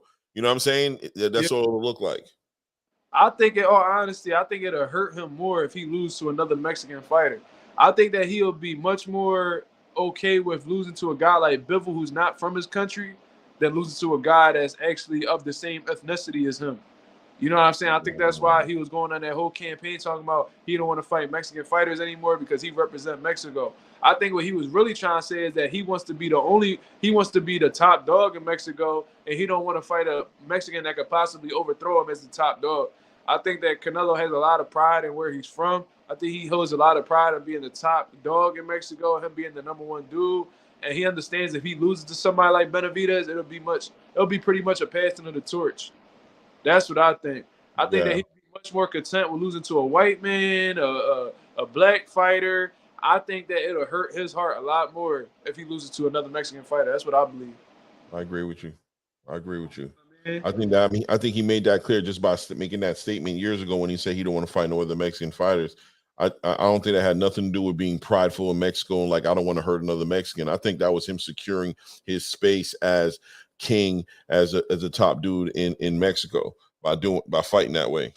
Oh, facts. And you know what I mean? If that's how he genuinely felt, then he wouldn't have fought dudes like Josecito Lopez. He wouldn't have fought no Carlos Baldomir. He wouldn't have fought Alfred Angulo. You know what I mean? So that's very hard to believe. You know what I mean? I don't think that's what he was. I don't think that's what his objective was at all. I think that he just understands that that's that young kid coming up that's Mexican right now. He don't want to fight him because he understands that fight is going to give him fits. That style is going to give him fits where he could very possibly lose, and he don't want to lose to another Mexican. That's what I think. Sai in the building, he says, I was emotionally invested in the Fulton and Inoue fight. I was so heartbroken. Bro, listen. I know how you feel, dog. I wasn't necessarily heartbroken about that. I was rooting for Fulton. I thought Fulton was going to win, which I was also wrong about. But there's been fights that I've watched that completely broke my heart, bro. Like, I ain't going to lie to you. I know it's pretty much bad timing to talk about now because he caught up in legal issues, but Felix Verdejo, have you heard about him, Clay? No, Felix Verdejo. He was a dude he was a Puerto Rican fighter that was signed with Top Rank. Real promising 135-pounder. He was even fighting back on HBO. He was looking like the next Tito Trinidad, pretty much.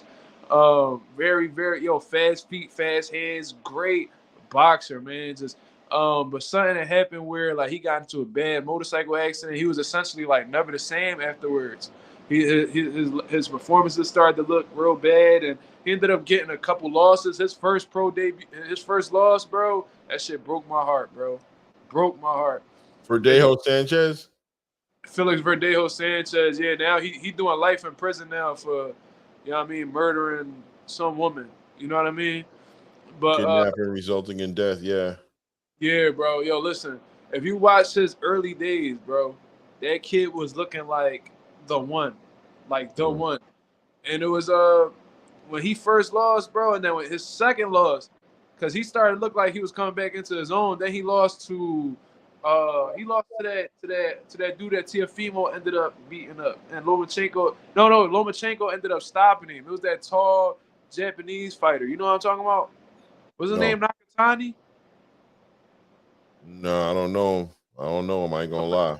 Stopped him not too long ago though. It was after the Tiafimo fight. He beat up this tall Japanese dude. Ended up stopping him. Verdejo had gotten stopped. Yeah, his name was Nakatani. Yeah, sorry, yeah, Nakatani.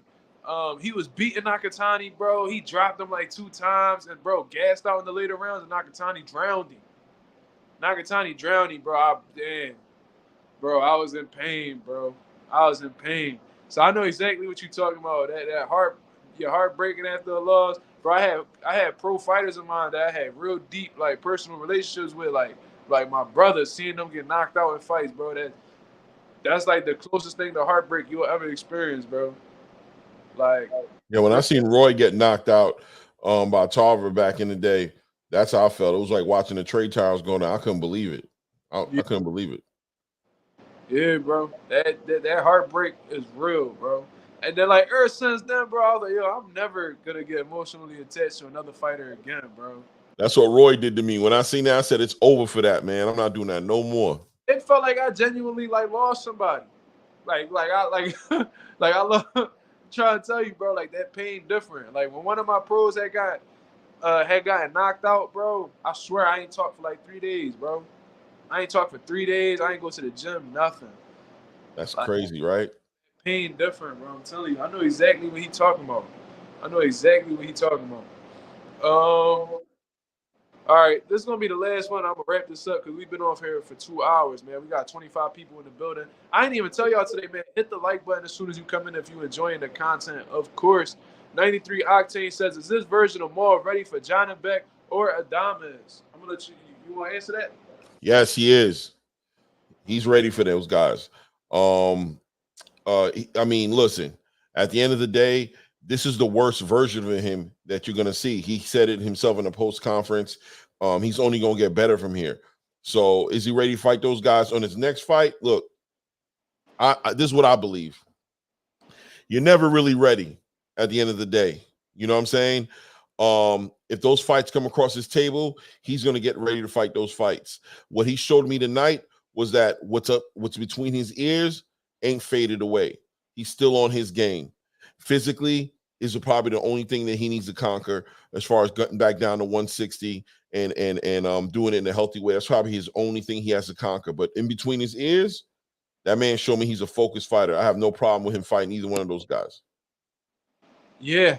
I think that he's ready for Johnny Beck and Adames. I'm gonna keep it a buck with you, man. I'm not really like too impressed with Adames like that. You know what I mean? I'm really not. Maybe I gotta see a little bit more of him, but I did see him lose at 154 pounds against damn, what was it? And then the dude ended up losing to Teixeira. Did he lose it to I think Adames lost it to Teixeira.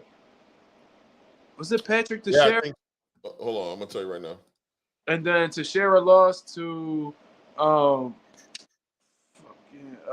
Castano. You know what I mean? I saw that fight. Wasn't too impressed with that performance. You know what I mean? Adames, even when he fought against J-Rock, I feel like J-Rock isn't the same fighter that he was since he lost to Rosario. You know what I mean? He lost to Teixeira. Patrick Teixeira is who he lost to. Yeah, Patrick Teixeira. Yeah, I was right. Yeah, cool. So, I seen like Adames, although he stopped J-Rock, I thought J-Rock provided a lot of resistance for him that was giving him trouble, and it seemed like he was frustrated at certain points. I think John Beck is the bigger threat, in all honesty, but I think that Maul will be ready for both of them, for real. I think that, yeah, but I think to put Jermall in the best situation possible to win, I'll throw him another bone. I'll give him another fight, like a stay busy fight. You know what I mean? Knock a little bit more rust off of him, get back in his bag. You know what I'm saying? And after that, yeah, I'll definitely let him go. And I'll let him defend that WBC title for sure against them top dudes. And I think that he'll come out successful against Johnny Beck and Adames if he's himself. You know what I mean? Which he showed. That he showed in that ring, he's him. Outside the ring, but inside the ring, disciplined. Yep. Realistically, Maul 2 fights away from boxing at 160 again and not being drained. That's possible. I think that he put on a lot of weight during the offseason. I think that's why that cut was real hard to make. I think the last few pounds, he was like, yeah, man, I ain't about to. Nah. He probably was feeling it. It was like, I'm going to just take this L. And they said $100K per pound, bro. Well, 75K. 75? It ended up being 260K he ended up paying out. Damn, I heard 100. But all right, that must have been just capped then. Oh, damn. Well, in that case, that's still a nice little bag you giving up. Yeah. I don't think anybody want to lose that much. Nah. Yeah. So I think like 225,000 then. Yeah, well, no, he paid 260. So I don't know how the math works, but he ended up paying 260. That's what it was. So let's see what the math is. Because he went he ended up going 3.6 over, right? Yeah. So 75 times 3.6. Yeah, 3.6, 270. Damn. 270, man, out of his pocket. Damn. That's how it goes. But look, man, he got the rounds in. That's probably why Jose wasn't tripping after the fight. He was I'm like, gonna take that right there. Quarter. He got an extra quarter on that. They came up. They negotiated and came down to a financial. You know, they both conceded what they were going to concede, and I believe the Benavidez family went into that fight very confident and very okay with the stipulation. That's fair though, because Jose came in underweight. He came in like 161 point something. You know what I'm saying? He was 2 pounds below, and this man was 3 pounds above. I'm like, oh man, smiling about it, like. Yo, that man was he scared me. I didn't know what I was going to expect from him tonight. That's why I had to give him the props I'm giving him and make him the man of the night, man. He showed everybody who was questioning him, you know what I mean? Like, yo, you don't think I've been training? You don't think I'm taking boxing seriously? You think I'm playing about this? I don't play about this. This is my life. This is what I do, man. I'm not playing with this. That's why I said, like he said, that's why I sat out for 2.5 years. Because if I feel like I'm not going to take it serious or I can't focus on it the right way, I'm not going to compete. I'm not going to even waste my time jumping in that ring. Yeah. Al the pal, he says lots of people were saying Boo Boo ain't playing. Yeah, nah, he ain't playing better. Went the whole 12. Andre went half. I was one of them people that said that. So I don't know if you're throwing a direct shot at me, but for real, I still believe Boo Boo better than Plant. That's what I think. I just think that he was. I think the size really played his part. You know what I mean? Plant is a full-fledged super middleweight, and Boo Boo came from 154 pounds. You know what I'm saying? So I just think that he was just a smaller man, and he just got overpowered. That's all it is. Period. You know, you're not gonna act like size don't play a factor when you're going up against David Benavidez. That's what he has. He has a huge advantage against a lot of guys in that situation, especially if you're coming up in weight. So it is what it is. I still stand by it. I think that his abilities are better. I agree with you. I think the size just played the game. I think that Andrade came with a more realistic approach to beating David Benavidez than Caleb Plant did. I think Caleb Plant's whole idea of riding 12 rounds out and winning a decision, I don't think that game plan was as realistic as winning the match as it was for Andrade. I think Andrade was really turning over punches. He really maintained that distance in the right way, turning Benavidez. I think he even got with him inside on the inside game that he was very effective where Caleb wasn't, because Caleb was just grabbing all night to the point to where, you know, he damn near should have been penalized for how much he was grabbing, to be honest with you.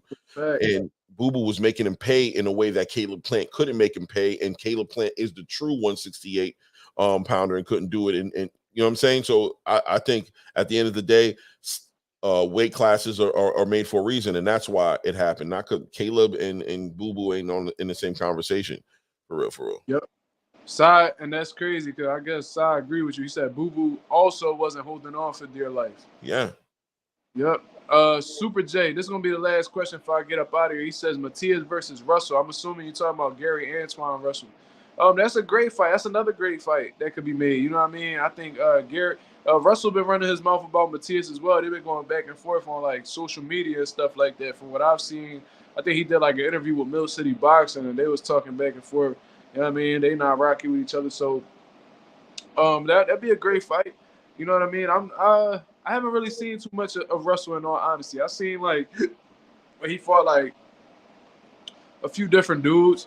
I think he fought, what was it? Victor Postal. He fought Victor Postal, right? Ooh, say it one more time. Gary Russell. He fought Victor Postal, right? Gary, you talking about Antoine? You talking about little bro? Yeah, we talking about the one at 140. Right. I think he fought Victor Postal and stopped him. But regardless, yeah, I seen he fast, explosive, got good power and all that. But Matias, like I said, is a problem for anybody in that division, man. Especially if Russell can't hurt him, he gonna get stopped too. You know what I mean? That's what I believe for real, man. But yeah, that'd be a good fight. I wouldn't mind seeing that next for sure. But the problem is, I've heard. Victor Postal. Yep. Yeah. So Russell. You know what I mean? It all depends on whether they're going to let him off the porch or not because they still building him up. So if they feel like he's ready for one of the most dangerous dudes in the division, then just let it happen. It is what it is, bro. Good fight. But, yeah, man. Anything? You got any closing words before we get up out of here? Nah, man. Just, great night of fight, man. Great, a great pay-per-view card. Shout out to Showtime. This is the last card they're going to have. And they went out with a bang, man. They delivered, man. And it always feels good after you spend some money to find out that you didn't waste your money. You know what I'm saying? Yeah, for sure. It was a great card, great night of fights, man. For that to be Showtime's last pay-per-view, they did a pretty good job, man. Pretty good job, and I was impressed from it. I didn't see one fight that was really lackluster in this joint. It was all the fights I saw were pretty good. Mm-hmm. And so even the fights I wasn't really looking forward to, like Lamont, Roach, and Hector Garcia, that turned out to be good. It turned out to be good. Charlo, Jose turned out to be good. Subrel, Ergashev. I mean, for as long as it lasted, it was pretty good. Main event. Benavidez impressed. Andrade gave it everything he had. You got to respect both of them for putting on that performance. So yeah, great night of fights, man. And I guess the next fight we're gonna be tuned into is, I guess, Devin Haney and Regis. Is that Ryan Garcia fighting Duarte next week? Yeah, I don't think I'm. Yeah, me too. I don't think I'm really. yeah. I don't know if I'm buying that one, my brother. I might have to. No, I think it's free, but still, I don't. Yeah, I'm straight. Yeah. I'm straight. Yeah. So the next fight is Regis and Program. But yeah, man. Yo, Clay, like always, I appreciate you coming on, man. Like I said, you're welcome to come on anytime you wish. I'm gonna hook up that whole situation so we can get on Southpaw Channel tomorrow. Yo, just to let everybody know, man, we're gonna be going live on Southpaw Channel tomorrow afternoon, man. So be on the lookout. Check your YouTube feed if you follow Southpaw TV. You know what I'm saying? Go check out his genre. He should be going live in the afternoon from what he just told us. You know what I mean? If you don't know Southpaw TV, go subscribe to the man. Of course, shout out Clay, man. You subscribe to his channel as well. Like I said, he is the truth. He got my stamp of approval, and I don't put my stamp on just about anybody, man. Real knowledgeable dude, objective as possible, similar to myself. So, of course, I'm looking forward to future collaborations with you, man. And yes, sir. I'm just like how Southpaw helped me with my channel, man. I'm gonna make sure I do everything I can to help you with yours, man. That's just how we give it up over here. So, I totally appreciate you. Thank you so much. Thanks to Southpaw too. I hope everybody has a beautiful night. You know what I mean? I hope everybody drives safe and all that good stuff, man. And I hope y'all have a blessed rest of y'all weekend, man. This is Mazuma TV. Thank you guys for tuning in, man. If you appreciated the content, hit the like button, hit the subscribe button. You know what I mean? Press that notification bell, put it on so you know every time I'm going live or posting a video, man. I hope y'all have a blessed night. Thank you very much, man. I'm out of here. Peace. Salute.